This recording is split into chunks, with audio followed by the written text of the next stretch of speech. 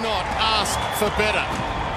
For Corey Enright's 300th, and we're underway. Gawn gets the initial knockdown, gets it towards half forward. Selwood hunts it down. They hunted him down. Massive pack around it already. You're going to see really full defence for Demons. Jones, quick kick, roller, bouncer, into the post. Did get touched, only a behind. Yeah, you're going to see a really packed Geelong defence, I should say. Simon Goodwin said before the match that if they try the loose man, they're going to keep on manning them up. They don't want any easy outlet for Geelong. Andrew Mackie brings it back into play. And it's going to be the Demons who go back into attack, courtesy of Bernie Vince. Tried his heart out last week against St Kilda. Been in pretty good form, usually going after the opposition's best midfielder, Sandy. Yep. He passes into the pocket, but just chopping it off once again is Mackie. Well, that is just classic Geelong. How many times have we seen that? An intercept mark from the likes of Mackie or Lonergan or Enright. From the back pocket to Blitzavs. He's an extraordinary athlete, this man. Gets the hand pass away just in time. They look up towards half forward, courtesy of Motlop. He's a long way from home. Here's the tomahawk. It's a high ball. It's inside 50. Big pack of players. Taylor was waiting down. Couldn't get a run at it. Jack Watts now. Clever little chip is going to be okay to Nathan Jones. Hand pass is partly smothered. Taken by Motlop. He's in trouble in the middle of the ground. No one able to take it away cleanly. Eventually it's Taylor who gives it to the hero, Enright. Enright gets the hand pass away. And Blitzavs kicks them long into the pocket. The one-hander by Walker. Not quite successful. Close to the boundary line. And the D's try to get out of trouble, courtesy of Cross. Cross gets it towards Lumumba. Lumumba into the middle. Bernie's away. He's got Jones and then Nathan, and also missed him completely. Garlett gave it up just in time, but they're messing around with it. Cats get the numbers in the middle, block it up. Motlop steals, gave the Buse, and they're away. Mackie squeezes it, squeezed it too low, cut off by Gawn. Yeah, a little bit too cute. They got the Stevie J long. Looks like Bernie Vince is... looks like he is running on the steeplechaser Blitzers. Well, we know he can do a shutdown job occasionally, Bernie Vince, but he also had 38 possessions in that loss last week, so he can accumulate as well. Here we go here. Just have a look at this. The man on the mark, Lyndon Dunn. Just nice little clip there to Joel Selwood as he's running by. So stay down for quite a few minutes after that. Yeah, don't poke the bear, I think is the suggestion for Joel Selwood. I'm not sure you want to be giving him a whack early. He only starts to fire up once he started bleeding. Nathan Jones back to Vince. Caught, he ducked. Oh, he did duck too, Dwayne. You're spot on. Good pressure there from the Cats, though. Nathan Jones was desperate finally to get that handball out. Luckily, hit a target. Bernie Vince already in the thick of things. Going to the outer side. Big pack of players taken towards the boundary line, and over we've got a throw in. Rowan Bale, one of the players to come back into this lineup, taking it over. Wonderful atmosphere. Cool afternoon in Geelong, but bright sunshine. Walker with the left hand. Jones buffeted out of it. And Lang, who's been impressive, can bounce his way up towards half forward. He's got no one. He's got to wait, and he does. And then he cuts it towards Stevie J. Couldn't take it and then lost it initially. Now Kirsten applies the tackle. He locks it up. And we've got a stoppage 40 metres out from the Geelong scoring area. Brandy, Tom Hawkins has been sucked up the ground a fair bit, and there's a couple of times now they've been looking for the longer option. He hasn't been there. Well, Kirsten made the mistake because Hawkins was in the leading lane. Oh, Blitzavs to Johnson. And he's pulled it a little too far and has troubled the scorer. Sorry, boys. So Tom Hawkins led up at the footy. That's fine, but Kirsten's got to roll back to the goal square. You can't have both your big forwards leading to the ball carrier or leading to the same position. That's why there was no option for Lang going forward. Lyndon Dunn down the line. Spencer comes up to make a contest. Harry Taylor under it a little, and it bounces out of play. I did inquire pre-game about what the capacity of Simmons Stadium is, given that it's going to be a full house today. And I was told the capacity is whatever we can get in today. Viney going with Selwood. A good man-on-man battle ensuring. Quick fire handball by Tyson, tried to get it out. Lang again impressive. Gregson, one of the rising stars, kept it alive and had a crack. And a pretty damn good crack at that. Oh, they may have just stopped goal of the year. They might have cost him the Nat Rising Star Award. And it's cost us seeing some gymnastics. That's true. It was in the front row, though, Dwayne. So I think it was justified. Don't spoil it, Brownie. So it's coming back. We've got to throw in on the 50. Gawn beaten for it by Walker, who got a hand to it. Guthrie waiting down in front. Caddy there also. No one able to get it away cleanly. And we'll have a stoppage just outside the 50. Certainly, it is 1-on-1 all over the field. Paul Roos has gone without Simon Goodwin's call before. They won't allow a loose man. Geelong can't get the loose at the moment. Third man up. And again, close to the boundary line and taken over by Caddy. No, he kept it in. Goes backwards to Guthrie. He just virtually throws it away, and it's picked up by Howe before he's taken over the line. Both Caddy and Cam Guthrie have had pretty good months. This club has come a long way since being brutalised over at Subiaco a few weeks ago against the West Coast. Gawn doing it with the left hand down towards Jones, who had it and then lost it to Guthrie. They push it towards Motlop. They've got a trio of demons chasing him, but he's persisting. He's still going. Shrugs the tackle. Looks inside 50. Pass has got to be good. It's not. McDonald attempted to take it on the half volley. Caddy pokes it further afield. They're still in with a chance. Back to Motlop once again. Shrugs a tackle. Back to Mackie. Stevie J fell at the critical time. Not before he got the hand pass Good away. pressure from Melbourne. And we're going to have a stoppage on that outer side, but 10th start, just the one score on the board after almost 6.5 minutes. That's a behind to Melbourne. Yeah, they've defended really well. I think forward of the centre, Geelong's basically been their own worst enemy, but Motlop looking really dangerous. That was a new ruck ploy, the no man up. We've heard about the third man up. Absolutely no ruckman from either side went for it. Jones around his body towards half forward, and that's a mark to Dawes low down. Good start by him. Back on the side. Had the switch on, and he gets under that a bit. Harry Taylor drifts back. Spencer crashes it. Bale crumbs it, but left it behind. He's back in, maybe a little rusty. Tied up now. Good signs by Spencer earlier, though, to crash that pack. That's all you require from the big forward. Just get it to ball, get the ball to ground early on. Just make that contest.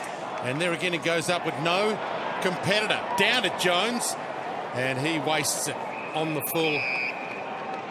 And they could have had a big chance there for some early momentum. Behind and out on the full so far from a couple of attacks for Melbourne. Enright finds Rivers. Rivers goes towards the half-back line. And Hawkins appeared to cop one in the eye there. Play goes on, and Lang has taken the mark. Just on the defensive side of centre wing. And now he can drift in towards Taylor, the most prolific marker in the competition so far this year. And been in great form in the last few weeks. He has towards Mackie. Lonergan. Mackie has a look inside 50. Spoil was effective by McDonald. No one able to pick it up cleanly initially. Caddy goes at the second attempt. He gets caught, and well caught by Dom Tyson. Taken to ground. And we've got a stoppage. Here's Tom Hawkins here. Just a little bit of a clip behind the ear. Not too much in it, though. No. Dunn certainly coming out aggressively. Start of this game. Got to try and widen it out a little bit, Geelong. Going inside forward 50, 7 times without a goal is pretty unusual. That's a really good mark on the back of a good kick. They haven't been direct enough, Jared. They've got to attack the goal front a bit more, Geelong do. Big Maxi Gawn. That's a fine grab. He goes along. Up towards the 50. Dawes in the pack. Unable to complete the mark. And once again, this tightly knit defence of Geelong is able to bring it away. Oh, that was a poor hand pass by Mackie. Goes into the open space. It may open the door for Nathan Jones. He's had a couple of shots at goal so far, all to no avail. That one was going short. No one able to pick it up cleanly. Eventually a little dribble kick comes towards Bale. He almost threw it away. A hurried kick in towards goal is away to the left and through for one behind. So Melbourne peppering. That was Billy Stretch with a minor score. A couple of behinds on the board for the D's. Almost 9.5 minutes played, and Geelong still yet to score. And right to kick in. Crowd bursting for something to cheer here. They haven't had much yet. Melbourne's weathered the storm nicely. Motlop spins out of an attempted tackle. The 1-2 with Stokes going backwards, by the way, to Enright. To Caddy. Perfect. Only just perfect, but That's a good kick. That absolutely opens it up, doesn't it? So the release kick. Lonergan gets on the end of it from Stokes. And because they've spread wide, they've now got space in the middle if they want to use it. Rivers Taylor. This is where they've broken down. They've got to hit a target with this next kick. Selwood. Back to Stokes, and he missed it. Could there be a turnover? Stokes manhandled, still good enough. Tulpas jumped on him, gave him a free. Well, that was heading down the other end of the ground for a shot at goal for Melbourne. Stokes just imposed himself, and maybe he's turned it round for a shot for the Cats. Colin Jasny, the first gamer in the 8. Hunt's old 8. Short pass inside 50 and maybe 50 for Stevie J.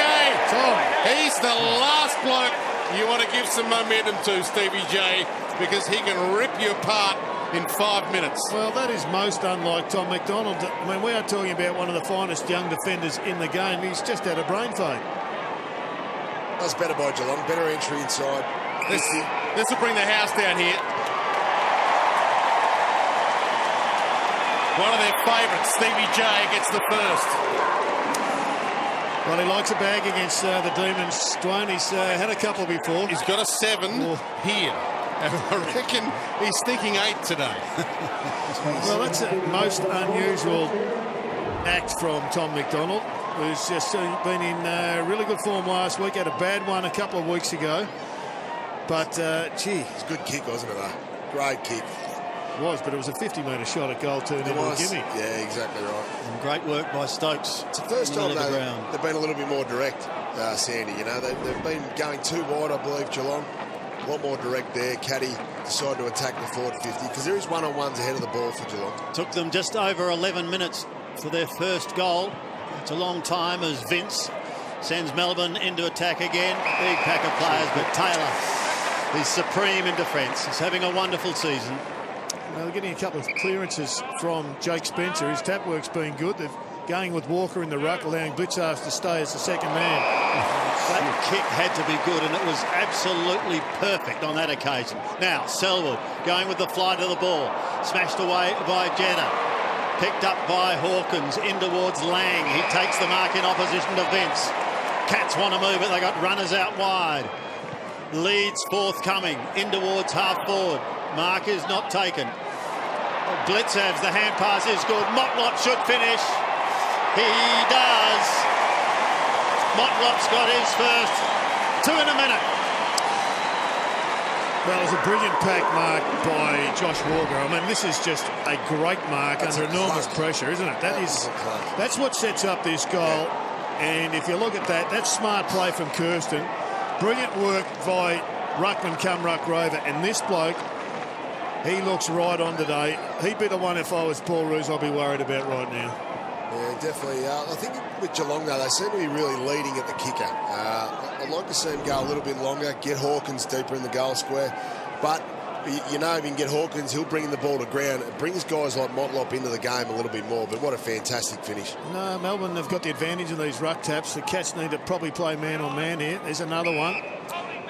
Holding free. Melbourne could have played onto advantage, but they do now. I'm not sure they wanted it. Bernie Vince gets them inside 50. Big fly. Howe. Umpires found something. Yeah, Taylor gave a nudge. Okay, so. Good first quarter by Hattie.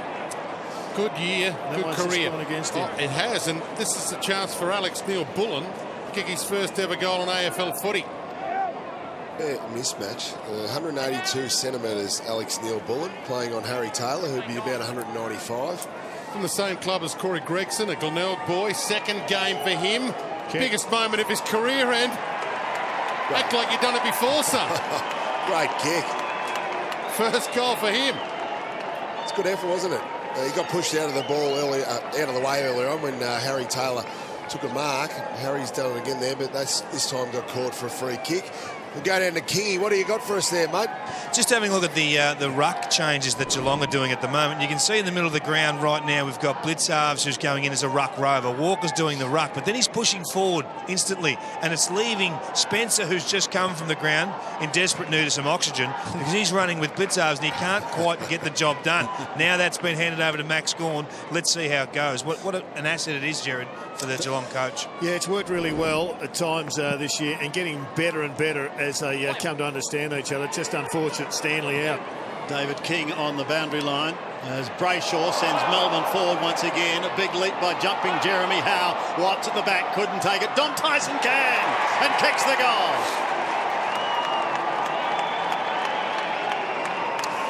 Well, centre clearances is a major issue for Chris Scott right now. They're being absolutely slaughtered in there.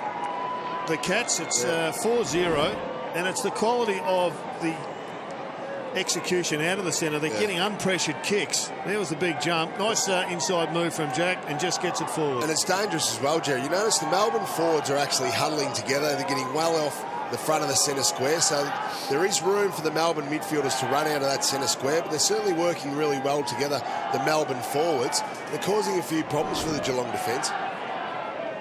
Just trying to organise themselves here ahead of the ball. Big Spencer back on now, so Taylor's got a better matchup. And Gawn straight into Walker hard in that ruck contest and wins another palm. They don't win the clearance just yet, but they do now. Bernie Vince to half forward. Danger again for the Cats. Straight through the first game of Colin Jasny, and Garlett left it behind as well. Under some pressure. Good smother of the handball. Matt Jones hands it up. Howe dragged down.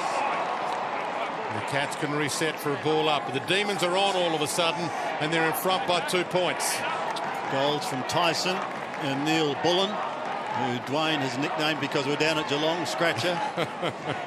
Here's Bale. Cheerio to Robert if he's listening. Yes, indeed. Taylor takes yet another mark.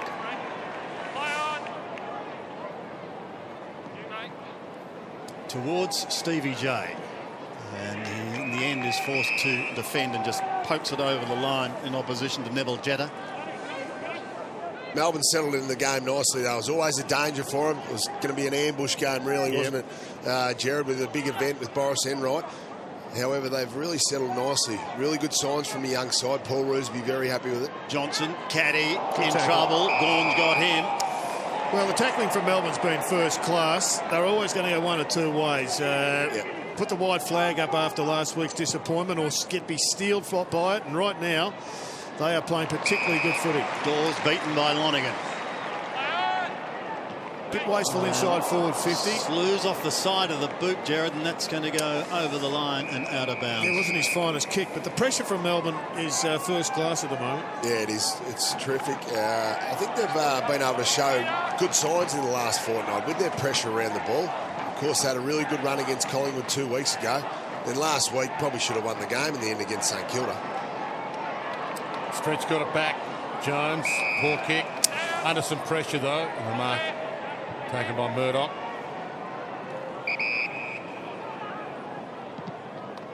Almost to silence here. Blitzarves.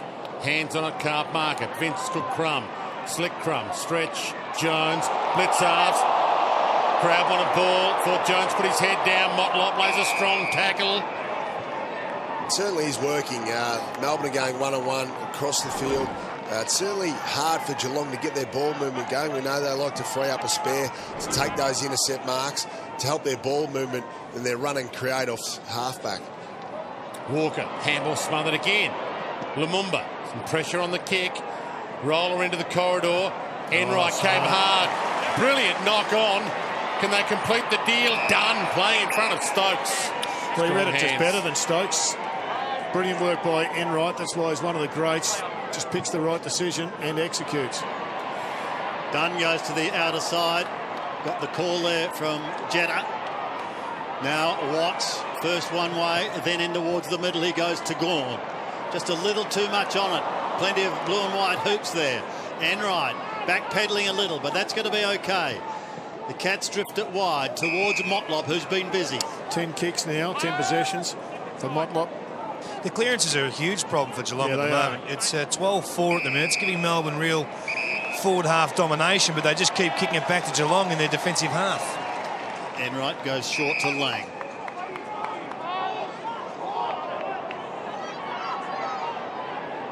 Lang on the wing.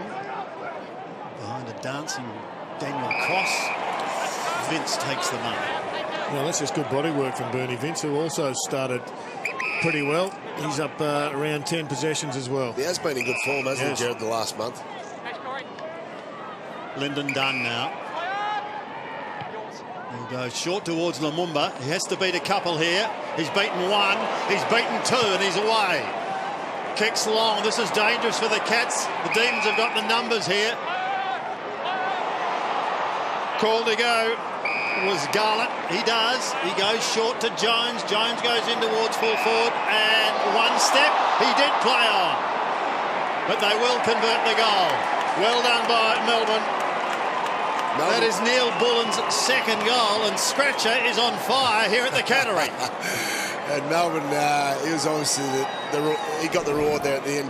But Lumumba, he ran along the wing nicely. Just have a look at this for a run. Takes it on. That should have been a tackle, though. You can't let those tackles be broken. And Shane Kirsten will, I think, have that addressed maybe a quarter time. But this is just a good passage of play by the Demons. Yeah, it was good. They do slingshot well. They like to get all their numbers up around the footy, put the pressure on the opposition. When they attack off half back, they can hurt you, Melbourne, because they do get slingshot. They have got some speed running forward of the ball. Good setup. He's pumped too. As you would be, back in the middle. Melbourne should be pumped. This is a great start for them. They could lead at quarter time here. Untidy handball, quarter handball at least from Viney's hand. We'll get another ball up.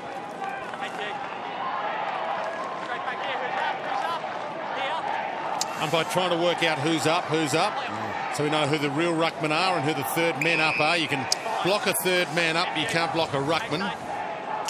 Well, Viney's doing a really good job on the Cats skipper at the moment. Joel Selwood, just the 2 possessions. Viney's had enough of it himself already. Walker to Murdoch. Handball smothered well. Bale jumps back in after the smother, tries to get it out. Put his head down into that, thank you. The crowd a little restless. Over here. 3 goals in a row for the Demons. After the Cats started well with the first 2. Selwood caught, dumped, hits the deck. Cross flicks it out, missed his target. Gregson through traffic, bumped out of it. Spencer, little fumble, rolls it back inside defensive 50, made it Tumpas's problem. Kirsten owes them one after missing that last tackle that caused the goal. Good hard attack again. And rolled on. The ball up on 50. They've been aggressive, haven't they, around those stoppages? Oh, it's a really impressive quarter by Melbourne against St Kilda, who aren't up anywhere near as high as the Cats. They were OK for a few quarters, but this is just great defensive work. Thurlow got a decent old shove in the back. Tumpas takes it, gives it back towards Cross. And Melbourne out of trouble. Tumpas starting well again this week. Up towards Gawn. Couldn't complete the mark. They surge it forward, however. This is going to be another one to the Demons. They are streaming in towards goal. That's another one on the board, and they are surging clear. Jones has got it, not Nathan, that's Matt. And he's got his first. 4-2 plays 2 straight. And early problems in this game for Chris Scott. And a lot of concern, Sandy, and justifiably so. They're getting beaten around the ball. Their contested footy numbers are well down. That's good by Jack Watts. He came up as a half forward. He came up, put some pressure on. And this is what Melbourne are doing. They're getting a lot of numbers up around the contest, a lot of support where the ball is, and then they're taking off forward of the ball. You can see a nice little turnout there by Garlett. We're able to come along there and just finish off nicely. So Melbourne's getting behind the Geelong defence because the Geelong defenders are getting sucked up close to the contest. And Melbourne are able to get it over the top. Not going to plan for the Cats, but for Melbourne, great early momentum away from home. It's a hostile ground here for the Demons. They've lost their last 10 against Geelong, and they're inside 50 again. Gawn's down there, and he stole it, Gawn. They've just been harder at it at the present time. Demons have just been much harder at the contested ball. Andrew Mackie thought he might have... Sorry, not Andrew Mackie. Jared Rivers thought he might have grabbed that. He's had a little piece of it. Up until you. No, that's a mark, I think, the Gawn. 15 seconds. Just 1 kick and 15 handballs last week for Max Gawn, so kicking's not his forte necessarily, but gee, that looked good off the boot. That was never in doubt. High fives all round. Well, what a turn-up, boys. This is unbelievable. Don't mention the milestone curse just yet. Well, it's a big gap, though, isn't it? 20 points, and all the parameters that Chris Scott would like in his favour are in the negative. Paul Roos is looking for something, I think, something tangible to show that they've improved. They've been questioned about it during the week. A performance like this, if they can maintain this form for 4 quarters, is exactly what he'd like at the midway point of the season. They're working on their ball movement, Jared. We know Paul Roos came in, had a heavy emphasis on defence last year, certainly trying to improve their ball movement. Sometimes they get too many numbers behind the ball and don't move the ball well at all. But today, Spencer again. Sorry, Sam, been fantastic. You're right, Brownie. No one able to pick it up cleanly in the middle. And we might have another stoppage, we will. Joel Selwood has been well held early.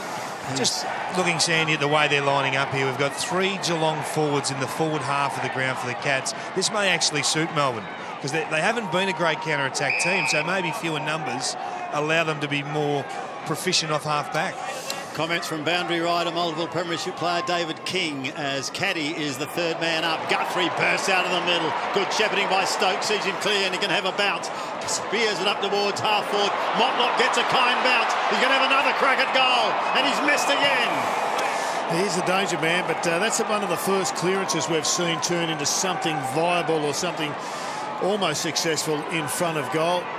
Contested ball numbers right down, clearance numbers right down, and centre clearances, well, 6-0 is a real concern.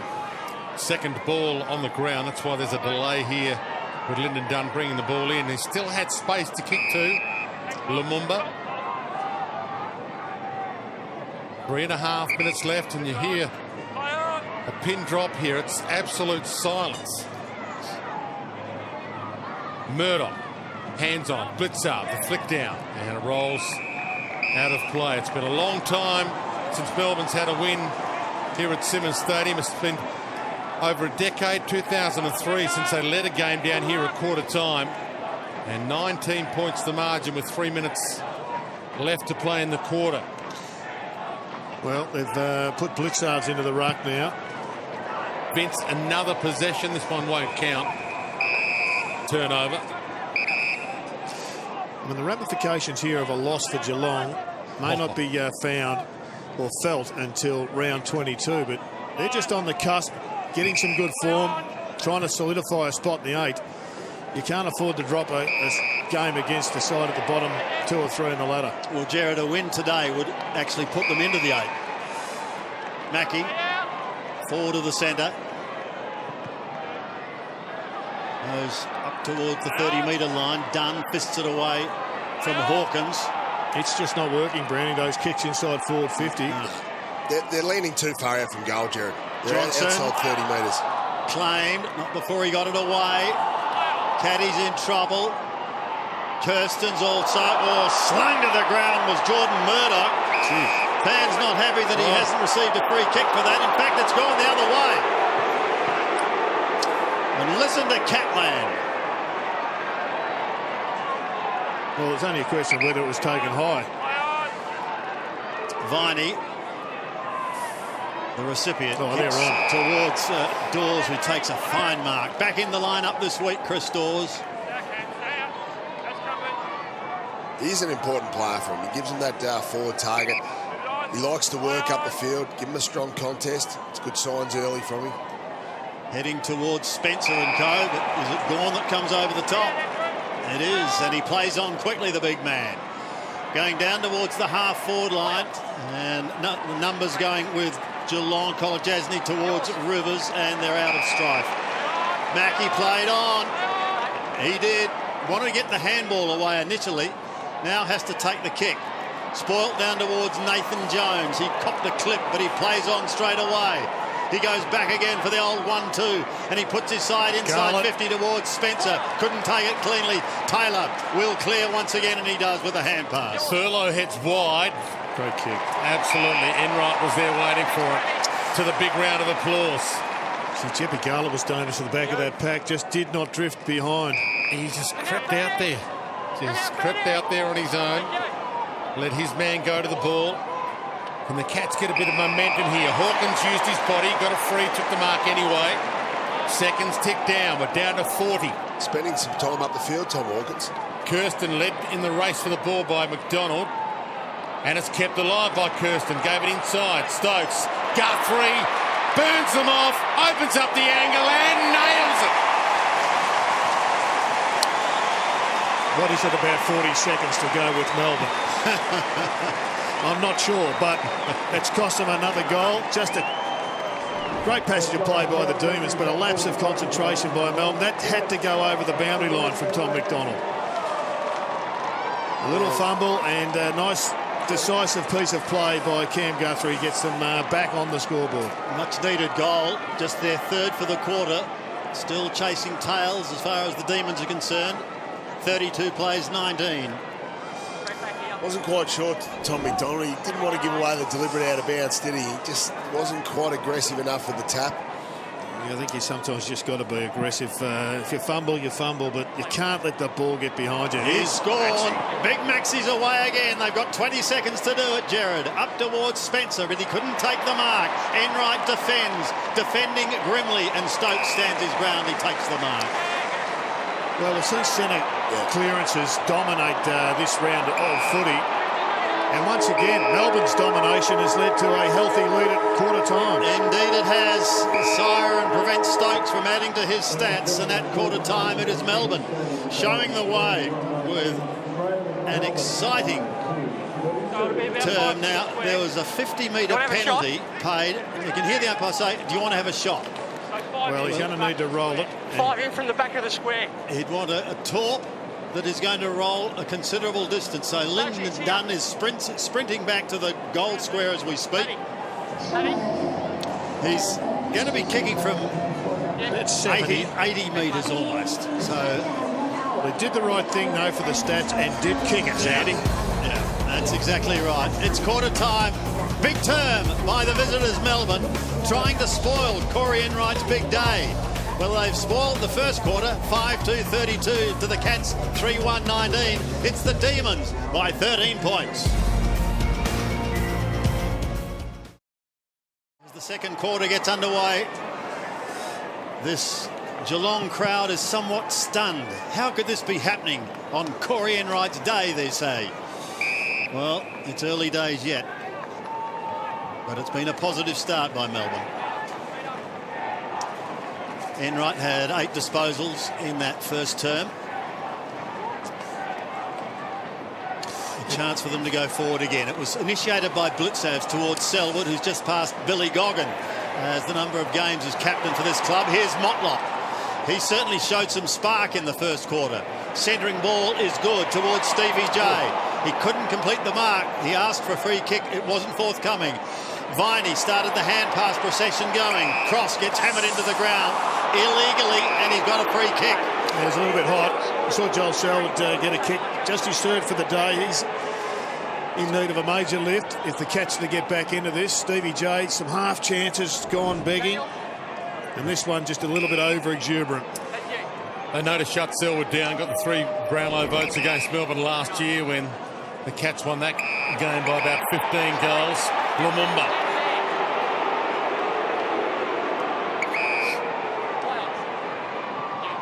Thumps it to the wing. Walker's down there. Gawn's there. Clipped a couple of knuckles. Selwood half-handled again. They're right with him every time he goes near the ball. Yeah, it's fine. Dwayne, he's doing a really good job. He's had a good month locking down on players. There they are head-to-head. He's had more so far. In the bright sunshine here at Simonds Stadium. It's a very cool atmosphere at the moment. It was cool when we got here. It's a little frosty now with Melbourne leading by 13 after a 5-goal-in-a-row run, which was hard to believe. So the action on the outer side at the moment. Blitzavs claimed by Watts. He threw it, said the umpire. So Watts to take the free kick. Coming up for his 5th disposal. As a look down the line. Well, they've got the advantage in the air at the present time because of the extra height of the ruckman. Yeah, and focal point up forward in Chris Dawes. Good to have him back. Now let's see if the Cats can generate some counter-attack scoring. Kingy, it's been sadly lacking, and it's been a great feature of the Enright career. Particularly here, Jared, down at Simmons Stadium, you generally see them flick the ball back through the corridor. They take the opponents on through the corridor. They're not doing that today. They're playing very safe and wide. Jed Buse to Taylor. Couldn't take it on the half volley at the back of Stevie J, and right with him is Bertie Vince, and he sees it over the line. Yeah, well, Kingy, I don't think they've been allowed to, have they? Melbourne are going very one-on-one, so Geelong can't free up a spare to create that run. Yeah, that's true. And when they have got through, they've scored. I mean, all 3 of their goals have come from defensive 50 attack. So it's still there, but it's not as pure as we've seen it. Caddy, a long bomb down towards Hawkins and Dunn. Hawkins just tried to flick it back to try and keep it in play, but all it did was accommodate his immediate opponent. Back towards Gawn, and the big man takes a screamer. Been impressive, their big guys. They're taking marks today for Melbourne. Jack Watts saying go long. Well, he's heading towards Jack Watts. It's going to be intercepted, however, by Enright. Off towards Motlop. Long and low, up towards half forward. Wanted Hawkins, but found Dunn. Another poor kick. They're landing the ball outside 30, and that's why Melbourne can generate some good run. Not this time. That was a poor kick. Mackie got a poor bounce. Viney showed strength. Bale, the hand pass, put Lumumba under the pump. Geelong's under the pump at the moment. The Rivers hand pass finds Motlop. He just turns of the body and hit and hope it was okay because it finds Caddy. He goes with a centering ball. Big Gawn will come over the top. Has he claimed the mark? Geez, Big Gawn's been impressive. Some big contested marks by him. Oh, we saw him take a fantastic chest pack mark just a couple of minutes ago. And now he's followed it up with that fine defensive mark. Very again in ingenious a way pack. to finish a mark. Gives it off to Watts, who has a bounce and runs his full distance. Kicks up towards centre wing, only to see it chopped off once again by Buse. Signed a new contract in the last couple of days, Jed Buse, and certainly deserves it. He's improved as a player, and he's been rewarded by the Geelong hierarchy, Jed Buse. Murdoch thumps it along, hoping for Hawkins, but he hasn't been able to get near it so far. Enright's drifted down. Pops it to Harry Taylor. They send him forward. There's a saviour, and he's within range. Although he's a little doubtful. But they haven't been able to take a mark, Dwayne, within about 30 metres of goal. It's been most done Geelong-wide. Long bombs in, short of that 30-metre mark, and even ignoring some 15 and 20-metre chip kicks to a Stevie J, for instance, which we just saw Josh Keddy overlooking. He's got a 6-goal game to his name, Harry Taylor, and he doesn't strike that well at all. In fact, that was neither a kick to the top of the square nor a shot. No, it wasn't. They'll be disappointed. Now, part of their build-up, why they are leading the ball outside 30 metres, is they're not hitting that link-up target through half forward. Geelong need to honour those little short kicks, as Jared was speaking about, those 15, 20-metre kicks, and then turn around and go longer to the top of the goal square. Lyndon Dunn to himself, and then wide to the outer side. Cross remains down in the front, and he's also got support through Neal-Bullen, who kicked 2 goals in that first term. Buse attacks it, doesn't win it initially. Bale does. Gets the hand pass away towards Tyson. They come inboard to Vince. Bernie from a standing start pumps them inside 50 once again. Where's the tall timber? It's fisted down. Tumpas was there, couldn't do anything with it. And we've got a stoppage just inside Melbourne's 50. Big Maxi Gawn. Jeez, have a look at this. Rounds 10 and 11. It's been on fire. Pretty handy. Those ranking points up over 100, but it's been the contested marks. You can see there as one, but he's had 5 contested marks today, which is really impressive. Gets a hand to it, but no one able to get it away. Blitzarv's locking it up. So Jake Spencer and Max Gawn, they've obviously got to play some time forward. It's important that they are taking contested marks, otherwise they don't bring value to the team. Stevie J had it, lost it, fell to the ground. Tumpas puts it to the hot spot. Jed Buse gets back, Lonergan got back. Little shrug from Gawn. Couldn't get a handball out. Umpire let him go. Tumpas gang tackled.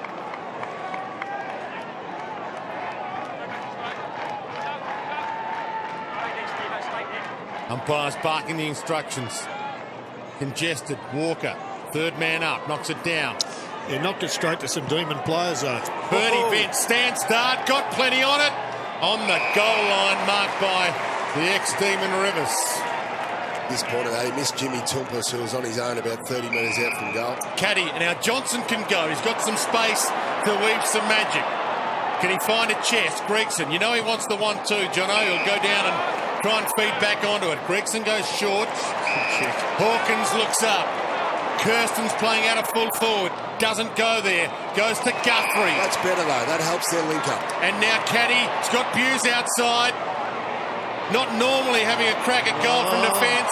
Runs into trouble. Hands it off. Lang parts the seas. Opened it up. Big time goal by Lang.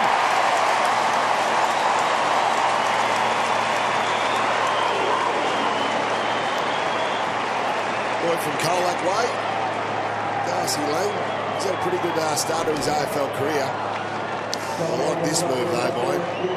We haven't seen that short kick, though. The Tom Hawkins kick was the one that just allowed them to open it up. We had Buse coming through, just looking for an option.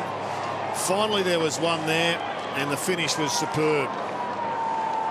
There was almost a sense of relief in that cheer, wasn't it, that something had gone right for the Cats, because not much had, and that's only due to the good work of the Demons at the moment. Indeed. There's Darcy Lang. I believe his father is Phil, and he was a lightning-quick fast bowler back in the Colac area. A little bit of Hampton League news from you, Brownie. That's right. My father Brian coached his dad, I believe. Our local newspaper, Jonathan Brown. Good to see Brownie. So here we go. The D's into attack once again. Inside 50, but only momentarily. Good to have the greatest ever Geelong Falcon in the broadcast box with us today. There's been some good ones. We'll put you ahead of Gary Ablett. Oh, yeah, of course, yeah. Luke Hodge. Back to the play here, Brownie. Over the head of Lumumba. Socket off the ground. Mackie goes down towards the half-forward line. No one at home. A sea of red and blue. It finishes with Bernie Vence. He pops one over the top to Bale, off to Jones. Jones comes even wider to Brayshaw. Yeah. He's clean. Corey Enright's got him locked up. Well, that was just brilliant defence. Firstly from Lyndon Dunn, who left his man to pick up the footy, and then Corey Enright left his man to apply that sort of very strong tackle. I felt that one, Jared. That was right in front of me. That was a rib just breaker. underneath the armpit, wasn't it? Oh, that was horrible. From about 10 metres away, he lined him up, lowered the boom. Kingy's in pain on the boundary line. It's because it's so cold, I think, isn't it, Kingy? Chilly down here, yeah. Spencer, nicely done towards Jenner. Now, come on, Corey. Held for a long time. And careful. Well, we're not happy down here at the Cattery because Corey Enright was grabbed and was play on, and Angus has come through and picked up a nice one. He is, isn't he? Angus Brayshaw goes backwards to Tom McDonald, so the switch is on here for the Demons. Dunn thinks about Lumumba. Drops what he should have taken. Just spent it a little too early. Now he gets collared. Not before he gets it to Watts. Jack Watts straightens up, slips in so doing. Has to backpedal to Tyson. They're having trouble here getting forward. Cross goes back to Watts again. They're getting there eventually. Stretch towards the 50. Big pack of players. Thumped by Buse towards the line. He's got it over. And a little bit of respite. There's a lot of players slipping over today. This Geelong surface is quite a firm surface, and there is obviously a little bit of moisture on the surface because it is so cold. The stops don't quite punch into the ground sometimes when it's like that. You should have played here 25 years ago. Ball knocked down the ground, and even then you'd get told off if you slipped over. Gregson kicks to half forward. Dunn read it again to perfection. Great. He's really on fire, as are a lot of Melbourne players. There'll be some playing their best game they've ever played right now. Saw it yesterday with Carlton. Things can change quickly at a football club. Dunn goes wide, sits it up a little. One of those playing well gone. Ball hits the deck to Jetta. Flicks it out to Garlett. He's the missing link for the Demons at the moment. They need him in and about close to goal. Up against the boundary line. Thurlow let it go through his hands. Jones locked up. No prior, obviously. Ball up. Forward pocket, city end for Melbourne. Harry Taylor now up against Tom McDonald, so they've changed that up. Just wondering what they do with Joel Selwood, who's just the 3. Viney, more possessions. They back him in or do they push him forward for 10 minutes, Brownie? Yeah, I think I'd throw him forward. Just give him a go for a couple of minutes there. Brayshaw, quick clearance. Lonigan, a juggling mark in defence. Put Viney in an uncomfortable position. Yep, One-on-one. fall back. Lonigan just goes laterally, and that's going to be okay. We'll push it towards Blitzavs and Watts. The latter being claimed. It does get rid of it, only to dribble over the line. Had one of his better games, Jack Watts, against St Kilda last week.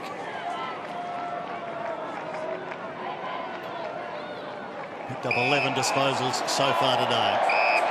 And there you can hear the ironical cheers of the Geelong fans. Finally a free kick going their way.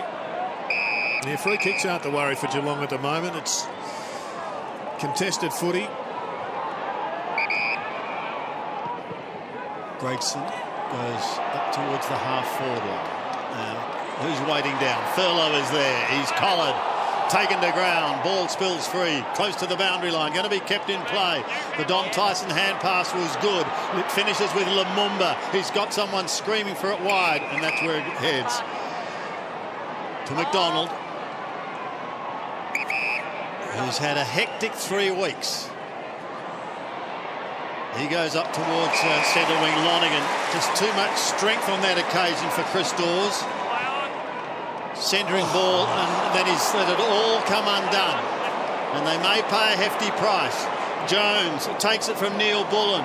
They look up towards the half-forward line. The race is on. Brayshaw leads. A tired-looking Thurlow trying to give chase, all to no avail. Enright sets himself, couldn't take the mark. Kolodjasny is there to assist if required. It will be required because it's taken over the line by Jeffrey Garlett. Lang was tunnelled in the middle of the ground here, accidentally, but this is the tunnelling. Well, yeah, it was accidental. He took his leg and it hyperextended. He's gone. That's the hand pass away. Jones now centering ball. Oh, here's trouble. Bernie Vince at the back of the pack. All alone, and he snaps truly. And Bernie Vince gets his first goal, and Melbourne get their 6th. Just having a look at one of the real impact players the D's have had out there today. It's the young star, picked 3 in last year's draft, Angus Brayshaw, who's been involved in everything. He's coming from the ground at the moment. He's absolutely spent. He's had 4 or 5 efforts this quarter, which have been all guts and grit. He knew what was coming here. He knew Enright was coming. Saw him out of the corner of the eye. Took the tackle anyway. Got up 15 seconds later. Was involved in this passage of play where he won himself a free kick for sheerly being tougher than his Geelong counterparts. When he doesn't have the ball, he stays involved. He uses his speed to run down tackle the Geelong opponents who are breaking forward to centre. He bombed that ball inside forward 50. He's been fantastic today. And he's a NAB Rising Star contender. He's already been nominated. Selwood out of the middle. Hawkins, can he hit him lace out? Again, Lyndon Dunn gets the fist in. Guthrie, little fumble. Caught by Jetta. Rolls out. Blitzarves. Caddy. Gang tackled. Lyndon Dunn again. Well, their defensive work is first class, perhaps the best it's ever been under Paul Roos. But the numbers, contested ball numbers, are really frightening for Geelong at the present time. They're down by 20 in a half of footy. They have to be within 14. They can be in deficit by 14, but if they're going to get close, they have to get in that range, and they're getting belted in that area. That was Stretch, who's on Gregson. They played together at Glenelg a couple of years ago, so they'll know each other well. Kick around the body towards half forward. Watts can't, Murdoch can't, Watts still can't quite. Rivers, the ex-Demon, can't. In the congestion again, Neal-Bullen somehow does. Bounce it inside 50, Howe left it behind. Stokes caught a little high, and the crowd appreciate a free kick. But that Neal-Bullen possession was a classic example of 4 or 5 guys around the ball, but it was a Melbourne player who just plucked it and played on. It was a loose ball. Oh, dangerous here from Stokes. Brayshaw now to Tumpas to Lumumba. Heretier goes long. Up towards Big Maxi. Couldn't complete the mark. Garlett is lurking. Jetta also. Tumpas is wide. And eventually the umpire comes in and says he'll have it. Darcy Lang's being given the tick from the medical department back onto the field. They'll be thrilled with that because it looked horrible on the replay. They're on the ropes here, the Cats. They really look as if they're fatiguing. Melbourne have got a massive chance to bang a couple on before half-time.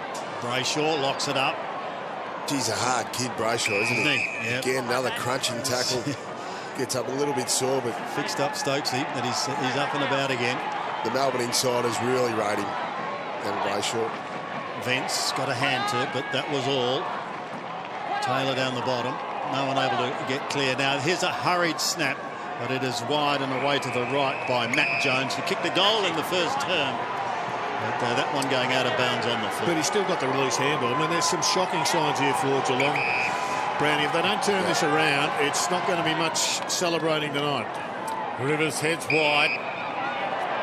And free kick to Dawes.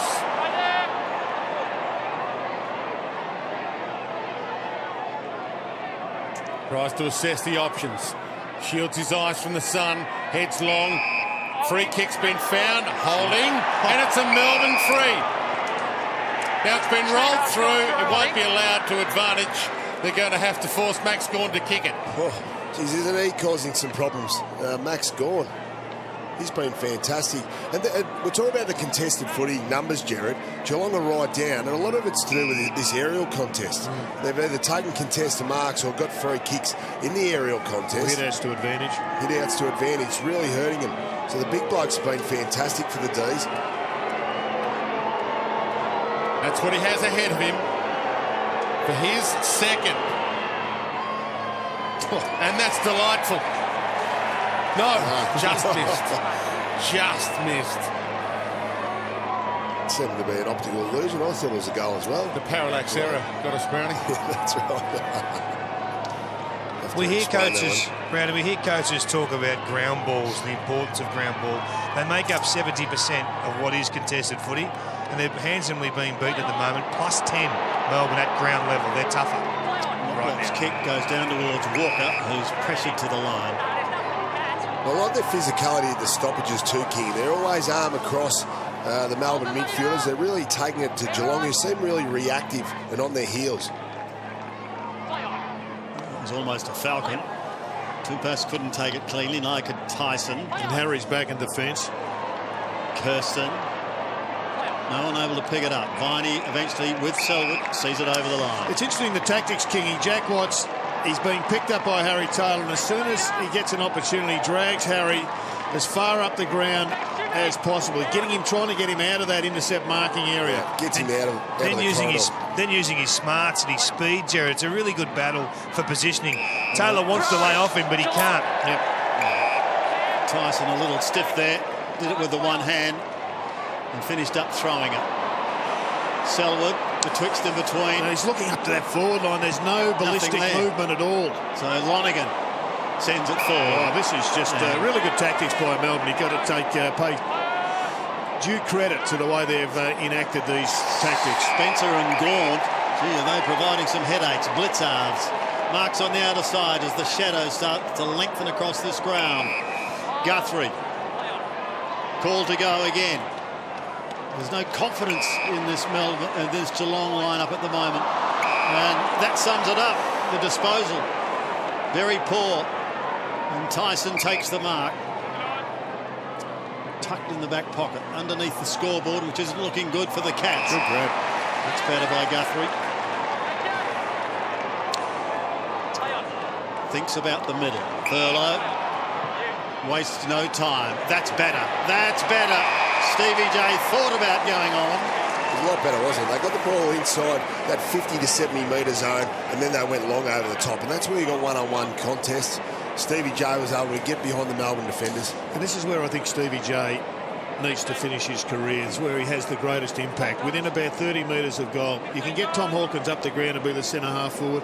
He's their best option to me as a full forward or as the deepest forward. This for number 2. And he makes no mistake. He kicked one in the first term, and that's 16 for the season. But more importantly, a much-needed goal that now brings the Cats to within 7 points of the D's. He's a great contested player. He's a good stoppage player, but he's a genius within 30 metres of the goal. And I think he hasn't got the wheels to do the miles up and back as he once did.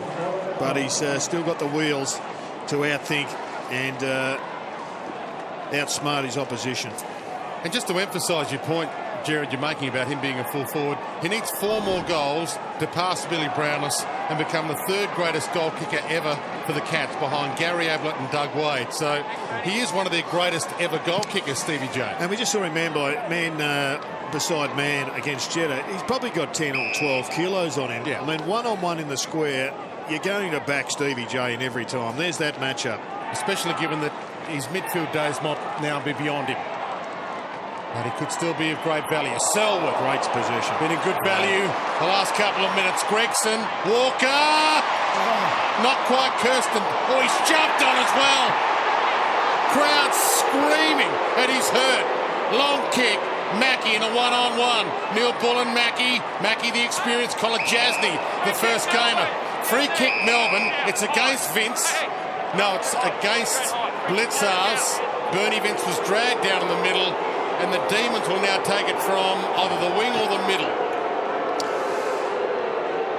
Well, the Cats are filthy on the non-push in the back, and the free kick was probably there, but they should also be filthy that Kirsten dropped the mark. Yeah. Well, he's 7 games for 7 goals so far, Kirsten, this year. So as a full forward, he's not getting big returns. Lumumba long.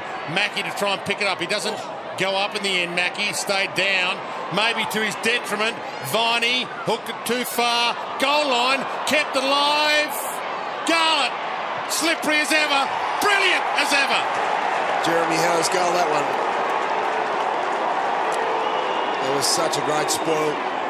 Came in there, it was going to be in a 2-on-1 contest by Howe. Was able to get the ball to ground, bring Garlett into the contest, and once he's around goal like that, he's able to finish really well regularly. Geez, it's a much better looking Melbourne because they're holding their forward line. They're getting the ball in there. There's the Kirsten mark. Free kick either way. Perhaps Cross grabbed his arm. He may be able to have a double blue, but if the umpires are consistent, that one should have been pushed in the back. And the Cats just confused themselves. A couple of inexperienced players didn't know which one was going for the ball. They kept it in play. And Jeppy has finally got himself a goal. So the D's answer the Stevie J goal. We'll have that one back, please. There's a real hush down here. The crowd's got this awkward silence. They're waiting for the Cats to kick into gear, but it doesn't seem to be happening at the moment. Well, they're probably like us, Kingy. They're sensing that Melbourne are all over Geelong at the moment. You can't see where the comeback's going to come from just at the moment. Jones' kick is taken by Taylor. That was Nathan Johnson. Well, he lost sight of it, and that opened the door for Jones again. Picked up 3 possessions in 15 seconds. Bale gets through some heavy traffic, but his target aim was not good. Now he's got to try and butter up in opposition to Lang. Cats could do with 1 or 2 before the half-time siren. Stevie J's got possession, gives the hand pass away. They've got an opportunity now. The kick goes long in towards full forward. Selwood sees it over the back, and it's 1 behind. So Stokes, we'll see, ridden into the ground or dumped by Big Max Gawn, who's playing inspired football, by the way. 6th contested mark. Here he is again. He's everywhere. He's giving them a great kick-out target as well. Goes towards jumping Jeremy Howe, who did jump, but he couldn't complete the mark. There's a certain energy about the Melbourne Demons at the moment, Brownie. They are here for the challenge, and they're not going away, it seems.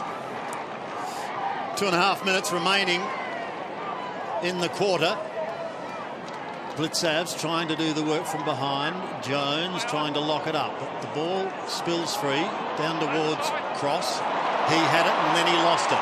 Motlop tried a little toe poke, but he needs support. He gets it in the form of Murdoch. Back to Motlop again, off the outside of the boot, but it's not enough, and another behind.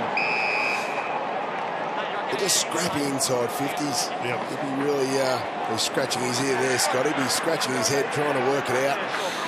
Now we've got a review here. He just wants to confirm. He did call a behind. He wants to confirm it was and not out of bounds on the full.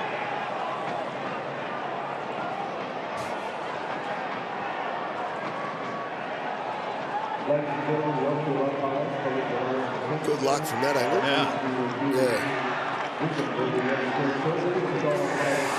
I haven't really seen that before, where the umpire's calling to look at it go over the post or not. Certainly not the point post. Would be complete umpire's call. Yeah, good call by the third umpire to make it an umpire's call. I think he did call the behind. I think the goal umpire is expecting a close game today, Jared. Yes, I think that's a very good point. Let's get it all right. And I think that that kick, it just has to be better caressed. He's a better player than that, Motlop. Just had a look at Max Gawn's last 4 games of football. He's taken 2 contested marks. He's taken, what's he taken today, Brownie? 6. 6. It's not bad for a whole game.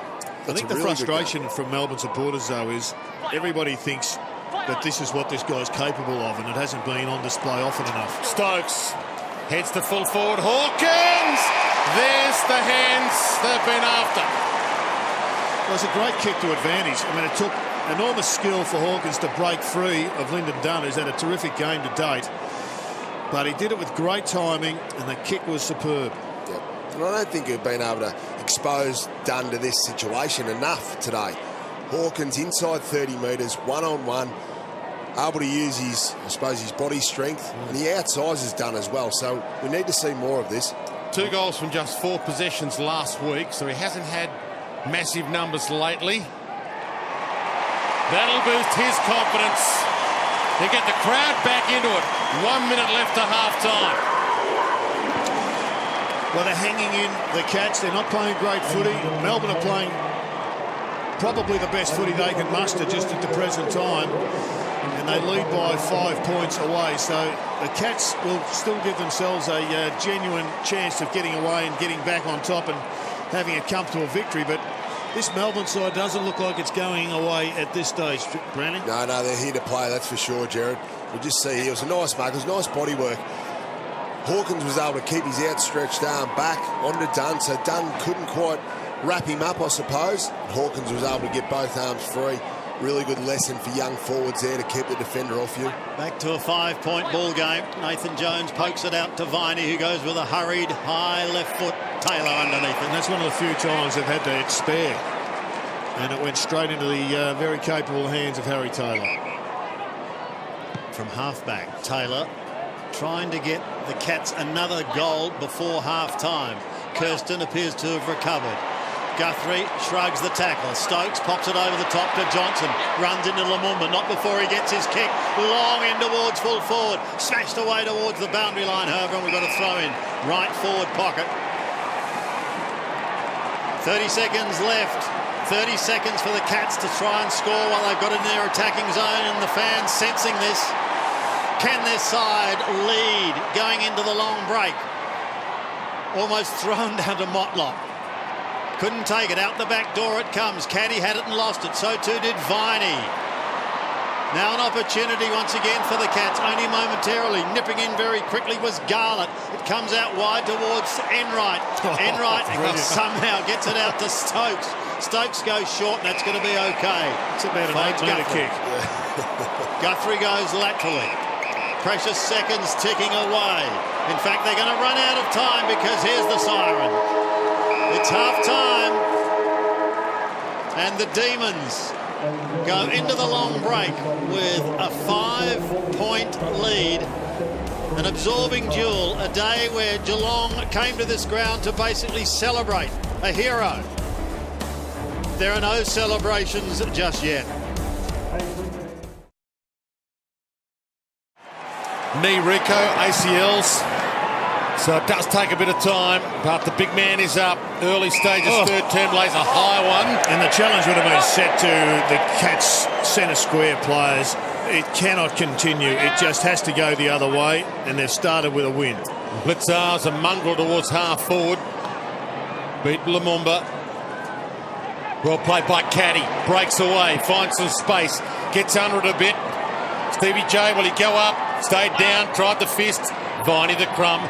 Gave to Dunn, had a fantastic first half. Hammers this toward the boundary line. Thurlow gets there first, overcooks it past Gregson, and Vince takes the mark, half back.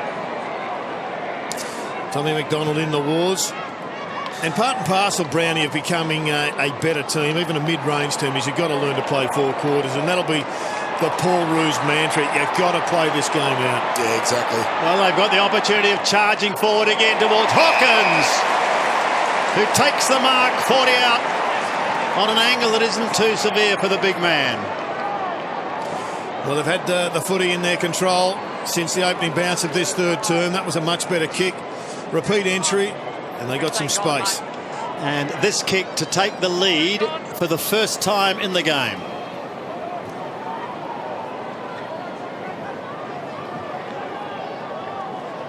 Hawkins, slow and steady in his approach. He's going to actually kick from around 42 metres. And he's got it. He has got it. And the Cats are back in front. To the Hawkins. There's Tommy McDonald, a little bit shaken up about the wacky cop there. A little bit of a stray elbow there by Jono. Nothing in it, though, of course, when it comes to the match review panel. But you see this nice little build-up. Caddy bounced the ball, ran and carried his full distance, which was good. Let the play unfold. That gave Tommy Hawkins just a hold, push off his man done, and was able to then come back at the footy and really have no contest. Good finish there by Tom. Blitzard dancing up and down in the middle again. He wants another crack at Gawn. Good bounce. Gawn wins the knockdown, but towards Selwood. Blitzard plays the tackle. And good hands, Jones. Got it to Watts. Floats one. Another mongrel to half forward. Beats everybody. Hits the deck. Thumped away by Buse toward the boundary. Lang got there. Good tackle. Ross got him out of it. And now he's rolled into it. High tackle. Flicks it out to Brayshaw. Try and get the momentum back their way. Squeeze kick. Cut off by Enright. It's shaping as a nice story for Enright, just playing their way back in, him being one of the stars. He's been good again today, although he's just given that away to Howe. Well, it was really good team defence there by Melbourne. The forward press was excellent. They covered off the Blitzar's move on the other side of the ground through Jack Watts, and he was forced to find something that eventually wasn't there. And he's barely had a sniff today, Jeremy Howe. Kicked 1 goal last week. Hasn't had a kick yet. Because his kick was the goal that they needed last week. And that's to the top of the square. Discipline. Blitzarves goes the fist instead. Not the mark. Hammered away by Gregson. And Dunn takes the saving mark for Melbourne. And again, another player, and that time Tom Hawkins just slipping over. They're looking for Max. The lights on at Simmons as he goes long in towards full forward once again. Motlock had a run at it. Couldn't take it. Big Max is there lurking as usual. It's pulled in, and that could pay a price. Yes. Pulled it in and made no attempt to get rid of it.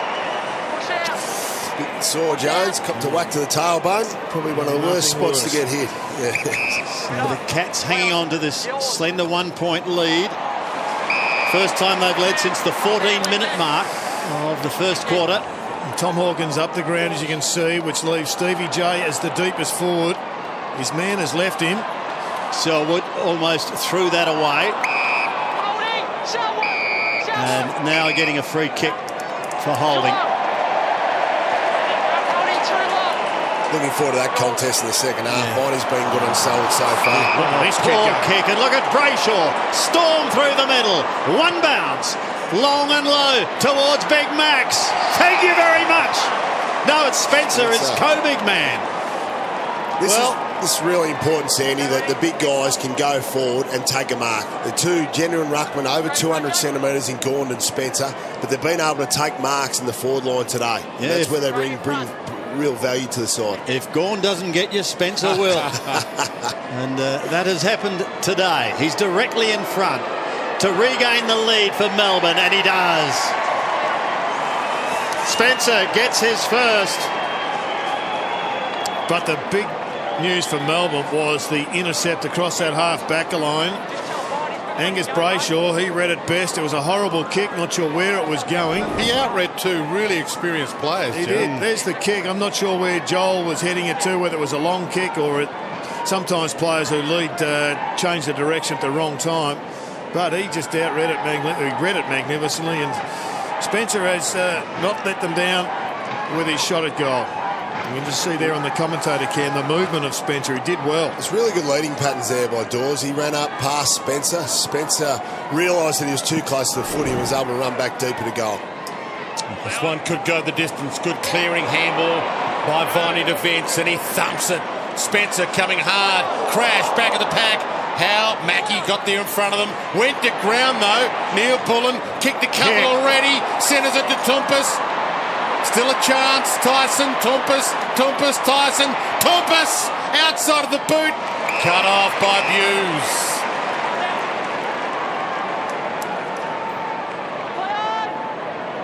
And every Cat fan takes a breath. Heads wide. And Walker puts it to grass. There's been a few dropped marks and missed tackles, and finally a tackle that sticks. Stokes get it a half back. Yeah, a ripping tackle. One arm pin, making it virtually impossible not to drop the ball. So Melbourne hanging on to a 5-point margin as Buse has it at half back. Good manning of the mark there by Bernie Vince. Been good at that all day, Melbourne. Vince has been good, hasn't he? Lumumba leads in the race. Now there's a free kick. It's going to come back. This is the one-on-one battle. I think has got goals written all over it. Just the body size of Johnson and the absolute footy smarts tends to suggest if you can get him closer to goal, you're going to get a bag for him. Yeah, compared to the size of Jeddah, Lumumba somehow gets clear. Left-handed hand pass to Jeddah. Finally, they go up towards Spencer. Oh, well read. Rove by Neal-Bullen. Inside 50, it bounces. The race is on. Got to pick it up. On his own. And a good effort by Matty Jones, but he's claimed.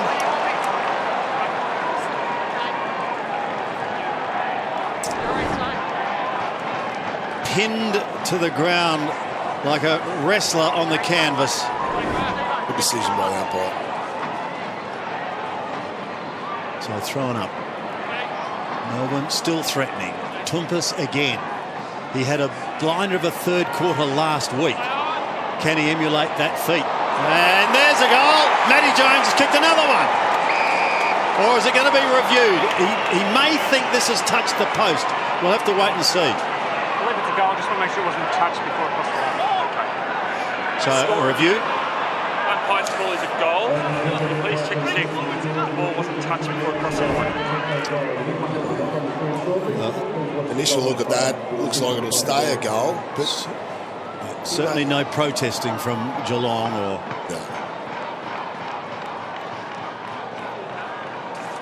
There's our man Corey Enright. He certainly didn't go back and protest. So if a 300 gamer's not going to go back and protest. Confirmed goal. It is a goal. Jones gets his second. He got it one in the first quarter at that end of the ground. And once again, Melbourne sneak away. 9-3 plays 7-4. A pretty good contest between Jones has been Enright's man for most of the day.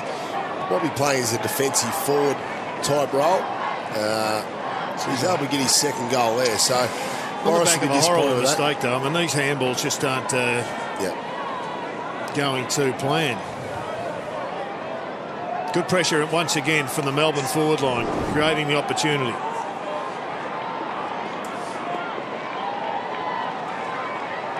$30,000 silent people at the moment at Simmons Stadium. From the ball up, Spencer in the ruck now against Blitzar. Second effort was good to Stokes. Heads wide. Selwood drops back. Has the runner. Murdoch. A fumble again. Tucked onto the left. Goes for home and misses. He's got some pace. He's a great runner. Came in as a great runner into AFL footy. Couldn't quite finish the job there. Recorded the fastest 20-metre sprint out the camp. Good endurance as well, Dwayne. Yeah. Done to bring it back into play. Getting onto a talk. And getting onto a beauty. Try that one, Maxie. Well, he used a fist. Down towards Nate Jones. Jones off to Viney. Onto the little left foot with a chip. It's going to drop short. Dawes did well to get it away. Towards Tyson. Now to full forward. Danger lurks in the form of Garlett. Melbourne are stunning this crowd. And they're stunning the Geelong players.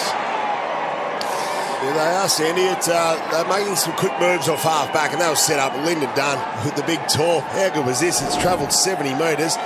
He connected beautifully. I thought it was going to land in the commentary box, Jared. That's the best torp of the year so far. Yeah. And let's hope we see more of them. I'm told they're actually been taken out of the AFL skill handbook to torpedo. Bring it back, Sandy, because it should never be lost to the game. And we just saw just how damaging it can be when you get it over the pack and into some open space. And Jeppy Garlett, excellent finish.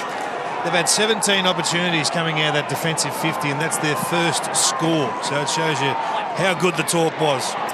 Guthrie in the long sleeve, second half to Blitzarves. Handball is slick. Lang got on the end of it from Gregson. Short, Walker. Could he be the man at full forward? Excellent ball movement that time by Geelong, mainly by hand. The kick got the target, but it was half a mung, but gives them an opportunity to fight back, because it's getting to dangerous levels, this John O'Brien. It is. See how this young fella can go. He's normally a pretty good shot at goal. 5th year at Geelong for Josh Walker. Grandfather Peter, of course, a Geelong premiership player. Speaking of mums. And he lives up to the expectations. Straight through the middle, Jared. What are you talking about? It's all about how many, not how you did it. Correct. Because that one got nowhere near the centre of his foot. But this is really good work by Cam Guthrie. Fought hard to get it out. Good slick handball. And then that one was a well-weighted kick. Walker did the job. Got a great game of footy here, but they're not going away, the Doomers. They haven't had a lot of that, have they, Jared? We've seen Melbourne have been able to do it quite a lot. They break out of the front of the centre square from the centre bounces. It's the first time Geelong's really been able to rush out the front there, and it was good creativity by using the short hands to set up that entry. So we're back to a 10-point ball game. Gawn, Jones ducked his head. He led with his head there. He may have slipped at the same time. Yeah. But he's a tough nut. Same time he was taken high, and I think that's why he's blowing about not getting a free kick. Gawn again with the left hand.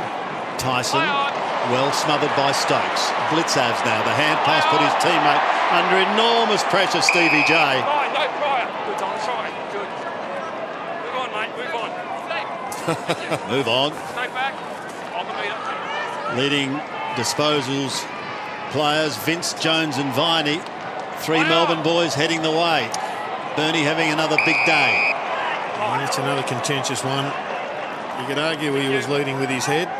Stay back. Umpire paid a good decision.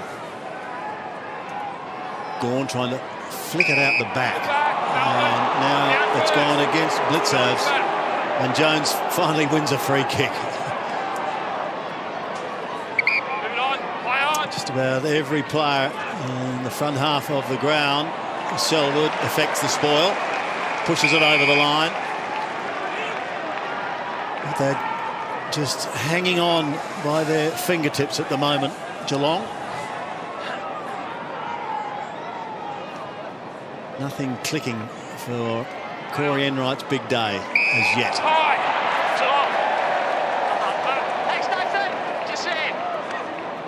Blitzarves gave one away just seconds ago. He's got it back. And the disposal has left so much to be desired at times. Caddy gives it back to Stokes. Stokes long and low to Kirstens, who takes a fine diving mark. No, he doesn't. He dropped it in opposition to Lumumba. And Heretier recovers well. Well, it's a good effort by Josh Caddy to break the line, get the disposal away, and then push up and get involved in this after Shane Kirsten dropped that footy. He's been one of the very few to come out of the stoppages with any speed today, Josh Caddy. Guthrie had it for a moment. Locked up, Selwood sneaks it past Watts to Stokes, who pokes it up towards the 50. Kirsten, yeah, that was undisciplined. Got to come downfield. So Vince picks up another possession to Lumumba. Short to Jones. Oh, he's called to go, suggesting it wasn't 15. Lumumba's got a problem. He finally gets it back to Jones, who goes with the left foot up towards centre wing. Aiming to see it topped off once again by Gregson. Lang marks on the wing now. Got to get around Matt Jones. Decides to give it to Stevie J. He gives a little ground once more. Back to Blitzards. He goes long, up towards the 50. Smashed away by Tyson. Viney goes with another one to Nathan Jones. Vince. Just getting good numbers back there with Geelong going sideways to go forwards. And they're having great trouble. That one going over the line. We've got a throw in. They've been really disciplined, Melbourne, at blocking up the centre corridor. So Geelong are trying to get the ball back in the centre to create the run and carry off halfback, but really disciplined, manning the mark and taking out those corridor options for Geelong. The one-on-one game plan is really working for them. Back into play. Tyson, good attack with Selwood. Guthrie tucked into the pocket. Hawkins manhandled and does some manhandling of his own. Gets away with it. It's a good battle. Really good battle. Oh, yeah. Dunn gives him a little one place for a free. Stays down. The crowd enjoying this. Standing room at the city end here at Simmons Stadium. The new stand will go in next year. Darcy Lang! Brilliant. The local boy does good. He's a fan of player here. Fantastic, yes. He was able to come out of there. As I say, just like a little bit of speed coming out of some of these stoppages, but Lang, he's certainly been up and about today. He's able to get there forward of the contest. You can see the movement. This is what Geelong needs. They need to get more movement around these stoppages. Lang was able to go through there. I haven't seen enough of that movement today's by Geelong players at all. Lang was able to get through there. Starts to open up some holes. Nice little soccer finish there towards the end as well. And we're back once again to a 4-point margin.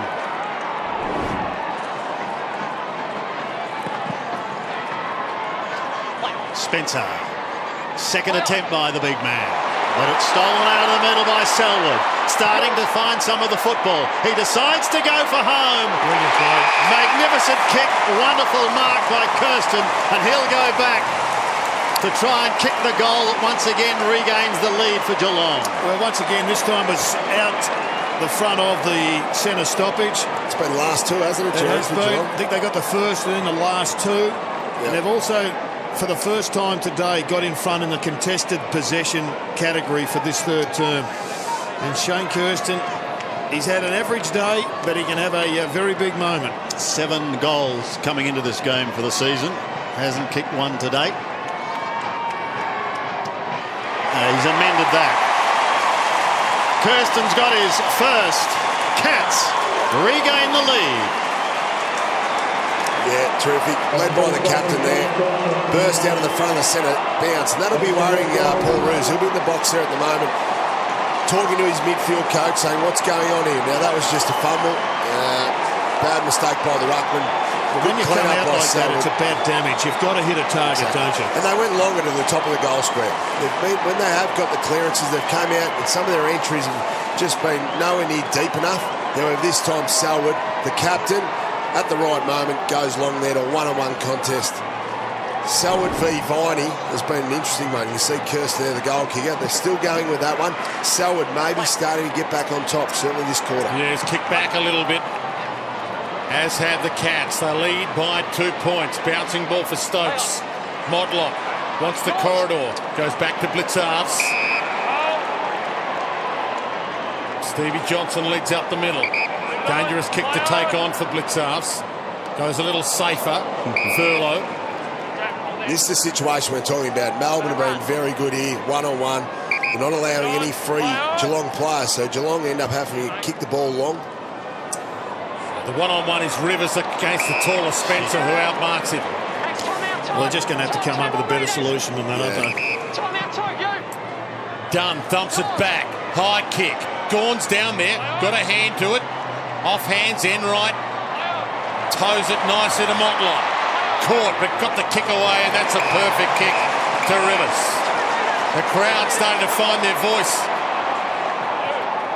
Rivers heads along the line. Hawkins, good one-on-one battle again. Dunn holds his ground, bumped out of it. A roller. Stevie J, the magic man, gains some ground. McDonald comes hard, kicked it out deliberately. Crowd starts screaming. Don't get it. And some boos. It's amazing what a couple of goals can do. They've certainly come to life. Blitzarves and Gawn, who held front spot. Vince caught one, but he can go again, and he does, Bernie. Says he just dropped that one. Brayshaw, Jones, they're away. Cross, gives it back once again. There's a little bit going on behind play. Dawes marks on centre wing. And Cam Guthrie wasn't prepared to cop one without retaliating. Thank you, Jared. Dawes up towards the 50. Watts in front of the pack. Well, he hit it in hope, and you know what? He's found a target in the form of Garlett, who's kicked it third.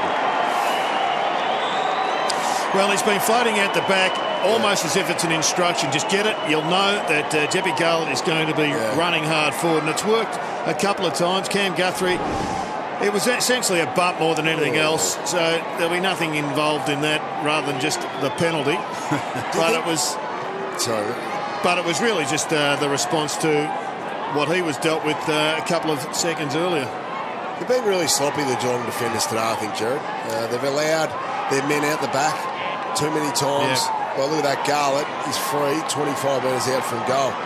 So it's been a lack of communication, lack of discipline by the experienced part of their side, really, for Geelong. It's his MO, isn't it? They should be knowing that contested ball there, he's out the back. Demons back by 4. They did lead earlier by 20. Motlop to Mackie, to Hawkins and Dunn. Dunn got a knuckle on it, knocked it down. Stevie Johnson tries to break free. Handball was horrible. Cut off by Jones to Bale. Heads wide to Viney. Hunted down. Good kick. Vince took the half step. Enright feeds back. Goes up. Good grab. Play on. Scoop up was almost a throw. So it was 6 of one for the mark, and then half a dozen of the other for the throw. Kirsten gets there. Lays a tackle on Lumumba. Drags him down. Johnson, hands and knees, picked his pocket, did Lyndon Dunn, and he's away. 1-2 with Viney. Jones. Hammer. Arms free, though. That allowed the handball to Viney. Heads wide. Matt Jones. Jeremy Howe wants it long and high in his direction. Can he get the jump? He does. Missed the ball. 2 cats almost collided. Harry Taylor was trying to rush it behind and almost rushed his own behind into the behind post. It's a bit indicative of the Geelong defenders today there, Dwayne. He fumbled Harry, should have been able to pick that ball up and at least rush it from behind, but made an absolute meal of it. Pressure once again on the Geelong defence. Viney locks it up. Umpire letting it go to enable it to come out to Tyson, who's going nowhere. Sandy, they've had to pull the trigger on the substitute. We see Jordan Murdoch down here getting some attention to that left knee. May even be a thigh, a fraction higher, hard to tell at this stage. Luxford into the game. Thank you, Kingy. Thurlow this time does the defending.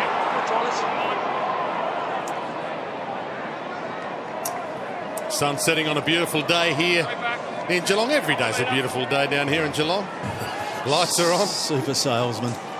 Here we go again then. But it is, you're right, a lovely day. Cross. It doesn't feel beautiful down here, I can assure you. We were waiting for that, Kingy. Well, can Big Max or Chris Dawes pluck another contested mark close to the goal square? Well, they're all down there. So too Chris Dawes.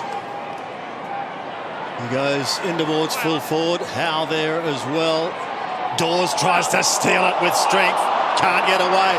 snap around the body. It's great play by Chris Dawes. He just barged his way through. He did. He did his job. Jeppy just couldn't quite complete it.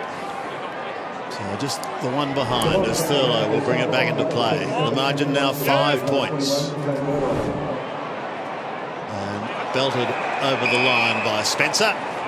Good result there for Melbourne. A crucial 3.5 minutes now.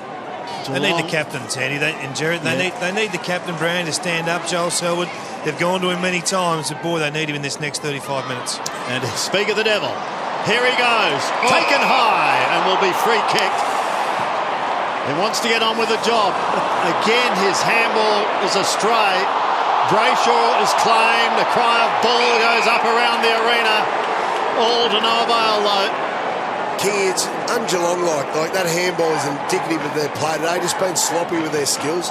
They have. They've been under enormous pressure, and credit to Melbourne for that. But this is as sloppy as I've seen Geelong for some time. And normally they can make errors, but it's in a really aggressive mindset and a really aggressive position through the corridor of the ground. But there hasn't been that damaging mode that we normally see, the high risk, high reward Brand. I mean, they've only kicked 10 goals. I mean, you come down to Geelong in years gone by, they'd have that at half time. And look at this, not only the blood roll for Joel, but he's having plenty to say.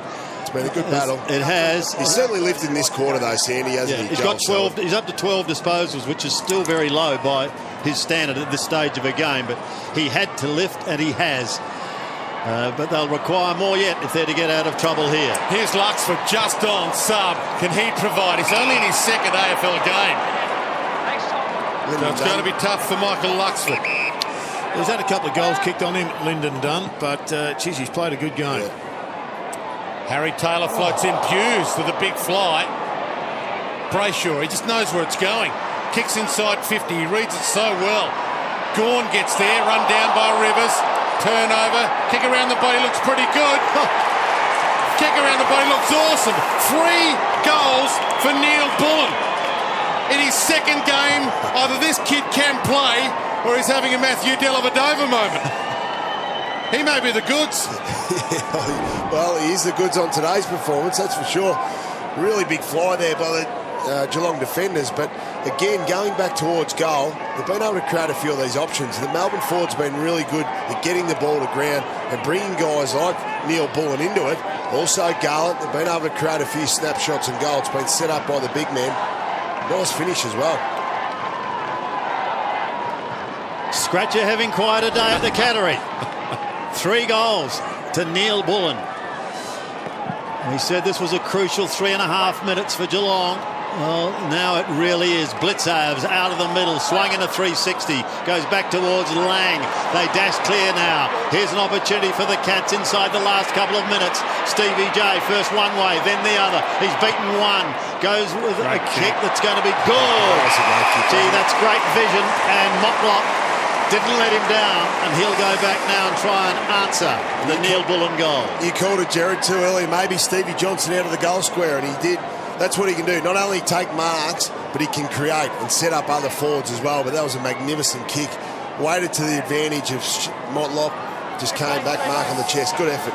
He had a couple of opportunities in the first quarter. He converted one, pushed a couple right across the face. What can he do here from 35 metres? He kicks a goal. Motlop has his second. And once again, we are back to a 1-kick margin. Well, Stevie J, to me, looks like the man that can provide the 4 points so they can celebrate the victory, the 300 games for Corey Enright. Right now, Melbourne are just playing better footy. The Cats are hanging in there, but they're doing it with brilliance. And if you're going to play that way, you need your brilliance close to goal. Yeah. You don't need Stevie J getting 25 up in the middle of the ground. 5 or 6 to create goals like this. That's gold. And that, to me, is the future for Stevie J for the final part of his career. Back to a 5-point margin, 1:43 left. A perfect palm down, not quite the clearance. It's ball. Play on advantage ahead of the mark, and then he said, "No, I don't want it." That was bizarre, and that was horrible. And Brayshaw again, he just knows where it's going. A roller. Tor slaps it inside 50. and the crowd is stunned by the bizarre nature of that. So they got two cracks at it. Darcy Lang has had a terrific game. He's a smart young kid, but it just didn't connect. Ball back into play. Blitzhouse, Gawn, Vince, Jones, the usual suspects. Stretch goes back, Dunn to Stretch. They might have the last say of the quarter. Goes wide. Hey, there's the clutch of Jeremy Howe. It's about the same spot, same angle as that goal he kicked that Eddie had last week. I dare say they get numbers back, Jared, if he kicks this. Yeah, well, at the same time on the clock, but a different quarter, of course. It's interesting too, Geelong are trying to put a spare man behind the ball, but Melbourne just keep manning him up. I wonder if they try and get an extra couple of men behind the ball, but the problem is the defence has been sucked up the ground too far. For an 11-point margin, it's coming back. To send them to three-quarter time in silence. Well, what a fantastic shot at goal. Off the back of an unfortunate skill error, and that's all it was. The decision was okay. It was just half a metre, I think it was behind Mackie, but they left the ball behind, left themselves exposed. And then Jeremy Howe has just nailed an absolute cracker. All set up by that poor handball in the middle. Was. It's amazing. It's been a good move putting him back forward. Really jumps to the ball. Creates something different to the Melbourne forward line. You know, if you kick the ball in long, that he's able to sit on top of a big pack. He's a nice shot at goal, as we can just see there. An 11-point ball game. Inside the last 25 seconds, Jones, Nathan out of the middle. Combined with his big man and Jimmy Tumpas. Now, Jones almost gave away the free kick there. Instead, it's going against them. And Melbourne have an opportunity through Dom Tyson Need a mark. of going forward. They're inside 50. They do need a mark. Little Neal-Bullen was buffeted out of it. Cats have got the numbers there. Stokes goes over the top to Lonigan. But the siren has sounded. And now we await what should be a tantalising final quarter. Melbourne go into the final term leading by 11 points. 13-4-82 to Geelong 11-5-71. Stay with us for that. And stay with us also for Bounce coming up shortly. And maybe it's right now. Blitzavs doing the ruck work. Selwood claimed by Viney. Dropped the footy. It's been a pivotal duel, that one. Watts runs a fair distance before giving it to Lumumba. First goal absolutely vital here towards Gawn. He had to beat a couple and he couldn't do that. Dawes with strength and skill gives it to Jones. Nate Jones shrugs one tackle, steadies, shoots and goals. What a start by the Demons. Well, that's one way of doing it. Fantastic work by How good's this by Jones coming with the finish, but the Dawes break and handball was the magic there. That's what set it up. Yeah, he's been terrific. Well done there, Jones. Had a lot of contested footies, had over 30 possessions as well. Captain Courageous, he's led from the front. A little bit like Joel Selwood, isn't he, in terms of an inspirational midfielder? Yeah, they've cut of the same cloth. This is the game, Jared, right here in the middle. The centre bounce clearances are dictating Melbourne's fortunes. They've kicked 4 goals from centre bounces through the course of the game. What a fantastic start to the last. Steve Johnson sent into the middle for the Cats. Selwood's in there. Gawn's fought hard. Rolls to Gregson. Threads it through. Guthrie back to the blitz. Kicks a wobbler towards half forward. Kirsten had it, lost it, tapped it on Motlop. Sends it to the pocket. Bouncing ball. Hawkins with some strength. He tried to turn. Dunn inside out. And Dunn wins it. Put the ball on the ground. Holding the ball. Lyndon Dunn's ball. Well, he's not happy, Tommy, but the umpire's right on the money. Did some big jobs, Lyndon Dunn. He had to go into Travis Cloak a couple of weeks ago after he kicked some early goals. Smothered. Chance for Caddy. May run out of room and does. I think to be fair to Tom, the only reason the ball went to the ground was because he slipped over. Yeah. But the umpire called it as he saw it, and he was on the money. Blitzavs again doing battle with Gawn. Caddy Johnson. Stevie J from the pocket misses to the left. You just get a feeling that Stevie's got something in the trick bag he's about to produce. Well, Cat fans will certainly be hoping that it won't be in the too distant future. Got to lock it in here now, Geelong. Get some reverse entries, repeat entries. 16 points. It's already a pretty big challenge. McDonald to the outer side. That's okay. Could have gone over the top to Watts. But now goes back. And it's eventually told to move it on. Jetta towards centre wing. Gone. Couldn't take the mark. Vince tried to get it out. Then goes in again. A little bit of tunnel ball. We've seen a bit of that recently. Watts caught. Slung in a 360. Lucky not to lose it. Viney. Surgeon. Brayshaw. Runs into trouble. Quick hand pass came from Aidan Riley. And desperate work by Geelong, but they're having trouble moving it forward. Watts combines with Cross. Cross comes wide. They've got an opportunity now. Here's Stretch. Well, the Melbourne midfield right on top at the moment, and gee, they've got some hard-as-nails players in there. Viney got that ball going, just led with his head and just pushed it forward. They've got Angus Brayshaw and Nathan Jones, all pretty hard at it, who are winning contested ball. And Jack Watts has also had a very good game this afternoon. Jeremy Howe kicked a sensational goal just before the three-quarter time siren at the other end. Is he going to emulate that feat? Yes, he has at this end of the ground. Howe has 2 vital goals, and Melbourne have kicked clear to lead by 14 points, 12 points. And it is the biggest upset brewing of the year, I believe, Jared. Especially after that kick. Melbourne by 20-odd points now. 22, I'm going. 22 points. We're only early in this last quarter. My abacus is broken. But the work around the stoppage has been really good. This is a nice little build-up, and young Stretch has been pretty good today. Really like Howe in the forward line. And he's worried about his back. They've already jumped with their subs, so Jimmy Tooper's subbed out. And now Howe, who's kicked a couple of critical goals, talking to the doctors. This is the biggest margin of the game. 22 points. Cats on the ropes at home. Umpire's gone down. Silwood's gone. Sheeran. Hawkins! Well, that's number 1 out of their playbook.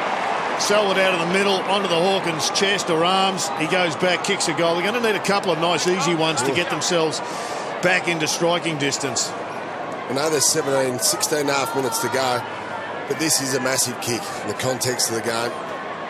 He's got 2 straight. And there's a hush at Simmons Stadium. The crowd know exactly what Jonathan Brown just said. This is critical. And you'll hear them go up. It's a wobbler off the boot, and it's just scraped in for a behind. Well, this was the last centre bounce, and he just clipped a toe and over he went. Umpire. Well, he hit that torpedo as well as anybody has ever hit one. I'm not sure why he'd go short. 21 points is the margin. Dunn goes to the outer side. Blitzavs forced to defend against Gorn. A high tackle on Brayshaw. So he'll get Melbourne out of the immediate danger zone.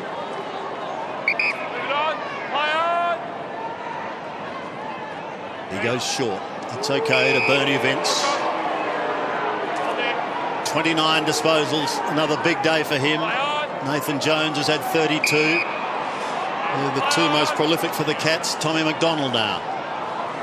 Enright from behind. It hit him in the face, in actual fact, as he attempted to spoil. It was a touched ball, so it has gone over the line. We'll have a look at that again. The Enright Falcon. Oh. Bang.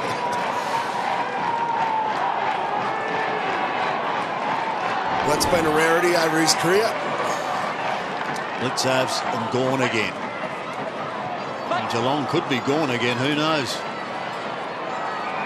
Corey this time sees it over the line. He's not appreciating the close attention. He's done his role pretty well today, young Jones. Played as a defensive type forward.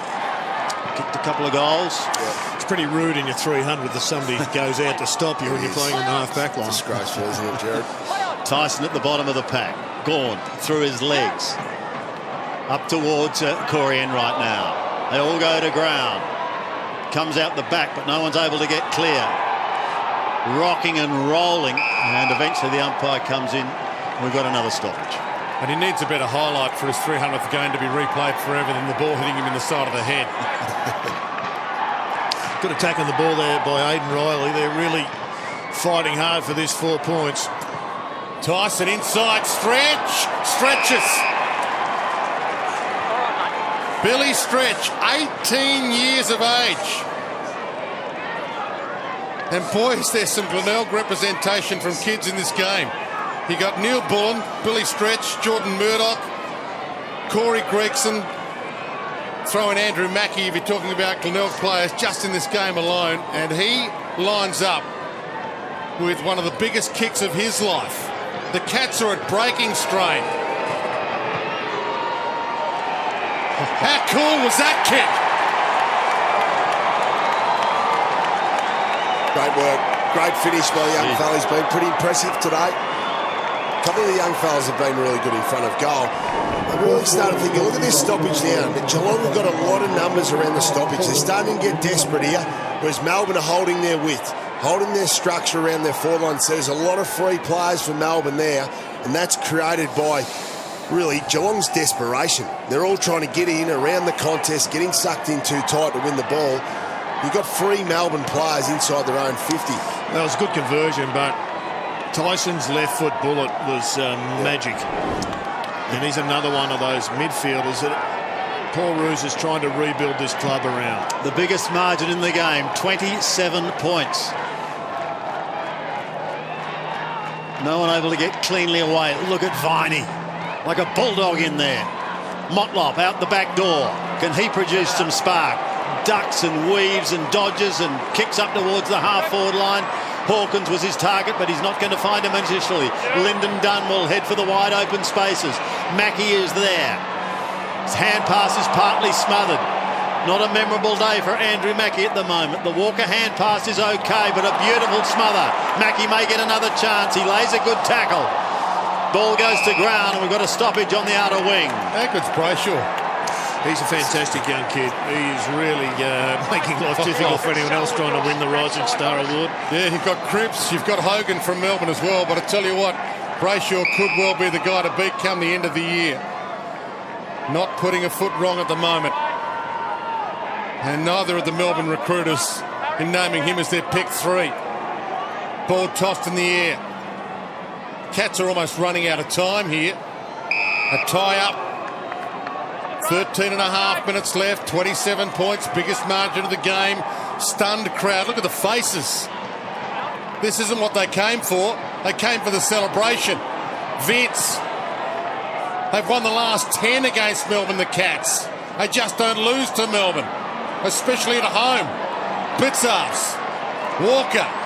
Flicks it up just in time. Thurlow pumps it. After disposal, it's a holding free. And it's going to be Hawkins' ball. Yeah. Lyndon Dunn hasn't done a lot wrong either. Definitely there, though, Dwayne. Hawkins ran back towards goal and was about to break back at the kicker. And he certainly got a good push-off on Dunn, but Dunn grabbed the scruff of the neck. Let's see it here. Yeah. Just coming back. He goes to release there. And Dunn wouldn't allow him off it. So the free kick was definitely there. Well, Lyndon's saying he grabbed his jumper first. Reality was he wasn't going to get near the ball, so he probably miscued on his assessment. Again, everybody takes a breath. Every fan here waits in hope. And he misses. That's 2 to this end in this quarter that have been very kickable. Looks the most likely, though. I'd like to see all the other forwards clear out and leave Tom Hawkins one out with the whole 50-metre area to himself. Just guided those last 2 shots at goal. I think everyone trying a bit too hard to win it for Corey rather than just playing to the systems. Remember, it was 2005, the last time that Melbourne beat Geelong. Billy Stretch would have been 5 years old. Here's Howe, close to the boundary line. Still going, but there's been a whistle. I'm here, I'm through.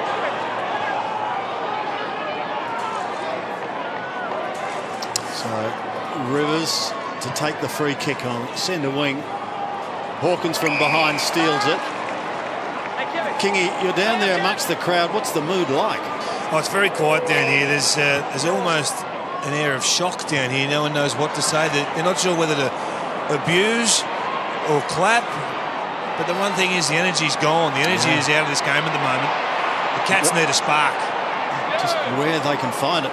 One wonders at the moment. Brayshaw is having a wonderful day. It's attacked by a couple on that occasion. Is quite prepared to see it over the line. I think it can have a negative effect though when you can try too hard, especially for a loved teammate, a guy that has so much respect. We see Jimmy Toumpas there subbed off, but it can sap the other teammates have a lot of energy, and Geelong have looked like that today. Viney in towards the middle. That's going to be okay. And the mark taken by the sub, Aidan Riley, who came on in place of Jimmy Toumpas, who we just saw. Wise old head. Daniel Cross to Jetta.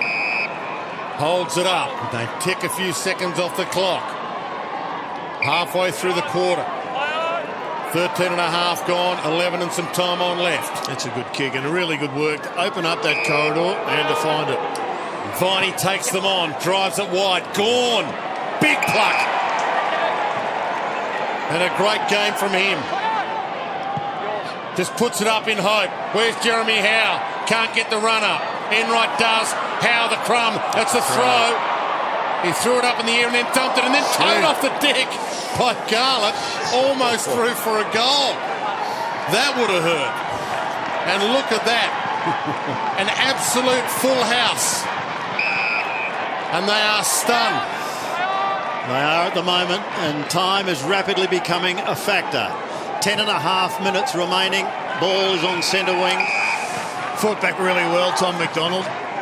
Started off with a couple of poor decisions, but has had a big impact in this last half of footy. Bernie Vince just coming back out onto the ground after having a spell. It's poked down in front of him, but it was Motlop who took it. Gives us away to Stokes, off to Walker. Now they're away. Back to Stokes again. Tomahawk with one hand. Not good enough. Can't take the mark. Push towards the line. Stokes intercepts. Lumumba taken over the line. And a throw-in. Well, they're just 10 minutes away, Melbourne, of giving the claim that this club has improved some justification. And this is a big victory if they can get across the line here, Brownie, for Paul Roos and all of the group that are trying to get this club back on its feet. I'm glad you mentioned that, because they planned for this really well. And the players have executed that game plan. Good planning by Paul Roos and his team. Here's Caddy with an opportunity now. He's been given the ball right on the 50-metre line, but he's going to be kicking from 55. The planning's done, but it's the players now have to execute and get that across the line. They found out last week that it is not over until it's over. Caddy's kick straightening up, but it's not going to be enough. And through for one behind. Thanks, Tom. Just there. Thank you. 26 points, the margin. Lyndon Dunn has been tireless today. Goes to himself and then goes along to the outer side where there's a big pack of players. Dawes close to the boundary line, taken over. He's had a good return. Chris Dawes.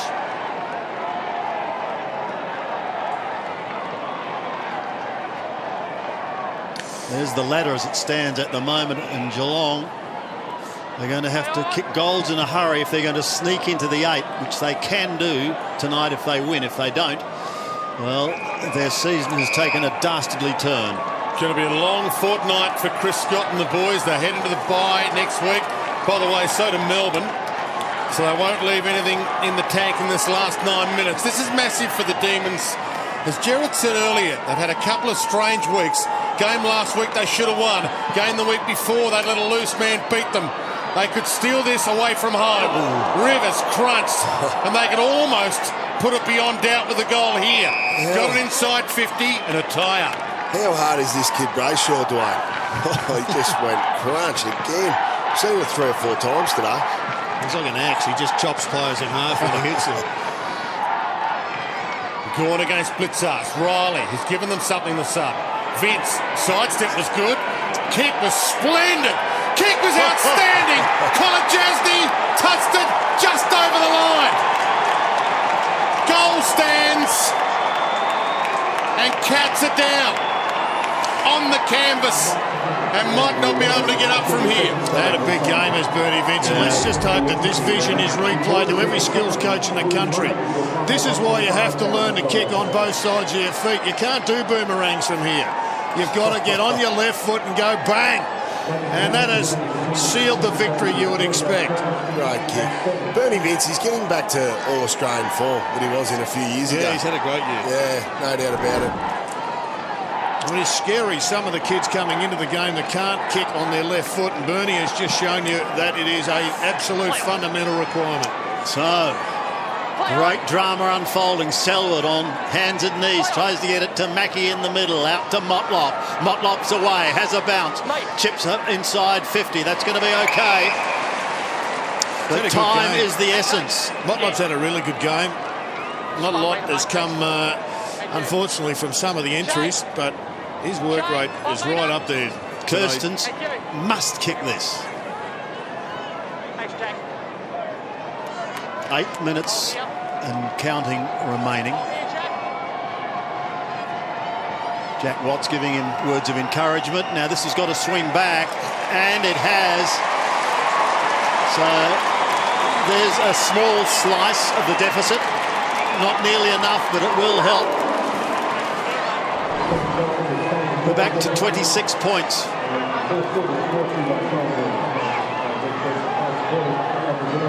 Yeah, certainly had some speed there. Coming out, Motlop has been pretty good today, but then just like bounce and pop and energy around some of the stoppages. He came out there. It was a nice hit there.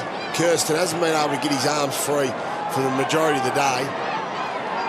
Really, too little, too late for the Cats. There's a time in forward half for this quarter. This is massive for Melbourne, but it's huge for Geelong as well. For their finals chances, for their confidence going forward. The captain breaks out of the middle, has a bounce. Can he go all the way home? Drives it long, goal square, all the way home. If anybody can, Selwood can. What a leader. What a great passage of play. Absolutely right up there with any play of the year.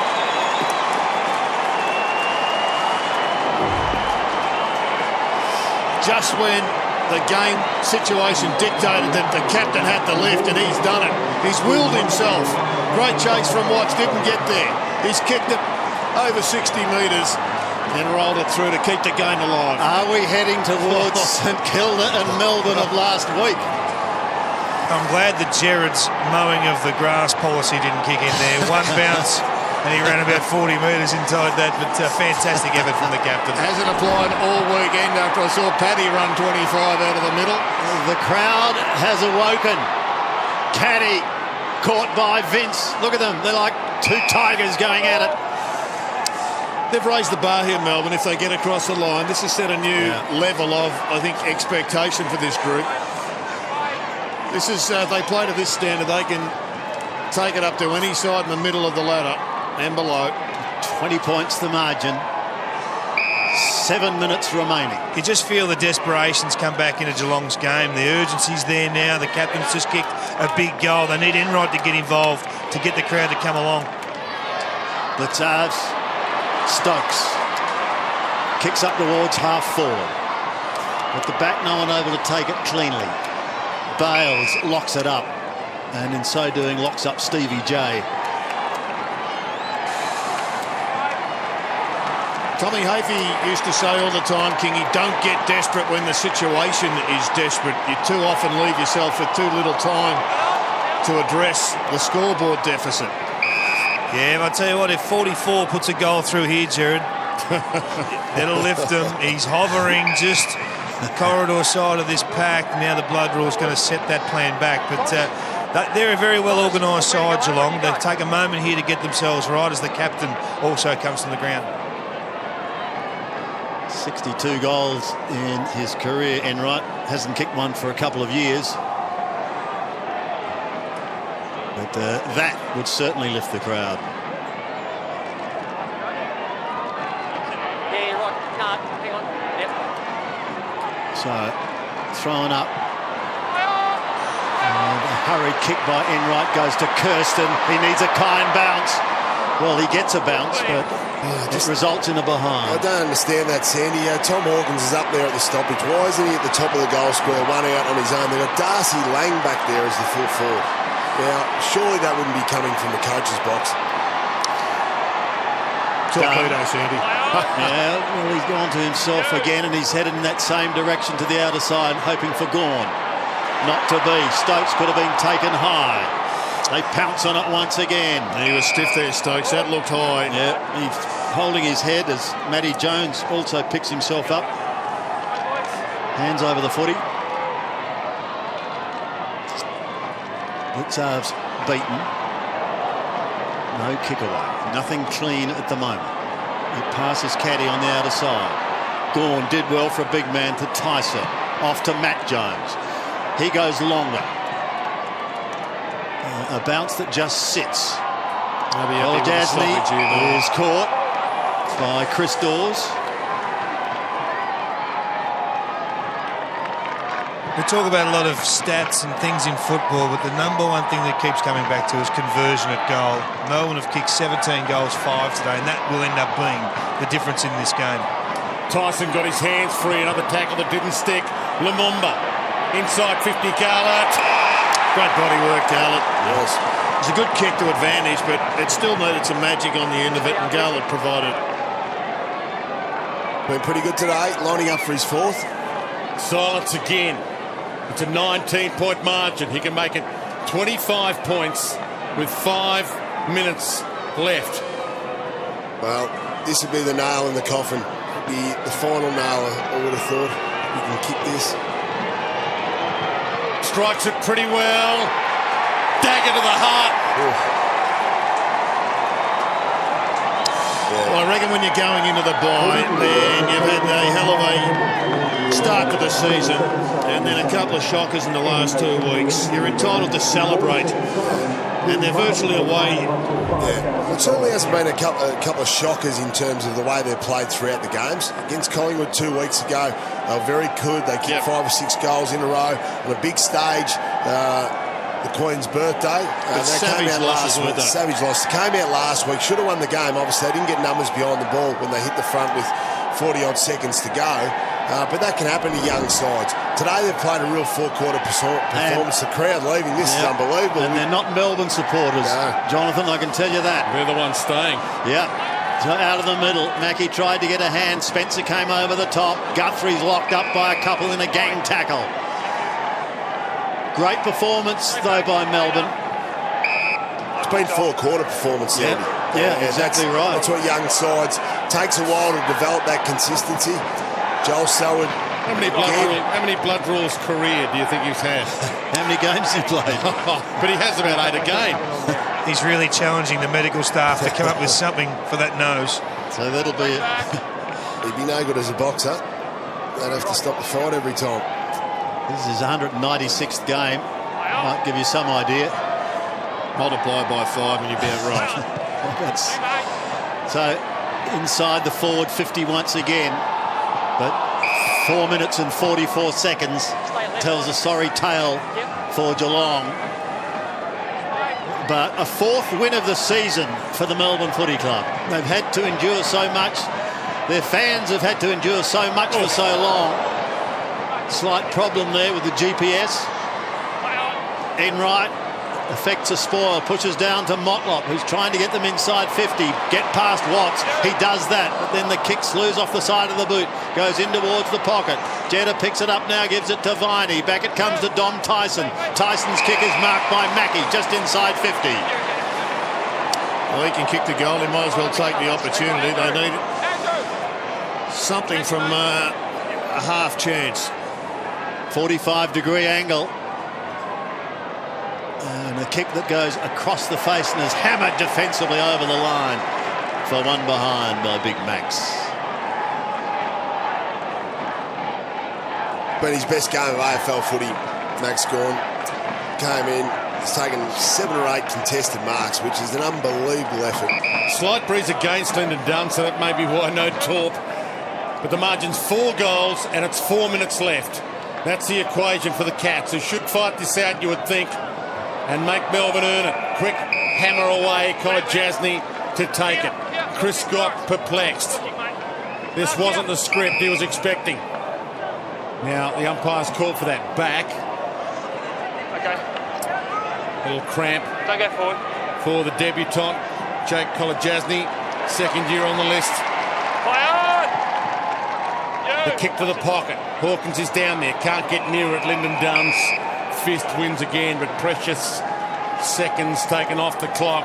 And Melbourne one step closer to the victory that's eluded them for the last few weeks when they thought they might have stolen it. Last week was a big one. There was questions on the coach, questions on the captain, Nathan Jones, who didn't help get numbers back late. But maybe that is what they needed to get to this. Young stars on the rise. Brayshaw, they were thought to be no hope here. Hogan out of the side late. Luxford tied up, and yet they've had every ounce of the Demons. Lumumba dragged down, and another ball up. 3 minutes 20 left. 24 points the margin. Gawn just tries to push it away from the danger zone. It may go back there through the form of Enright, who copped a decent old shove. Wanted a free kick, not going to happen. Out wide to Taylor, and it's forced over the boundary line.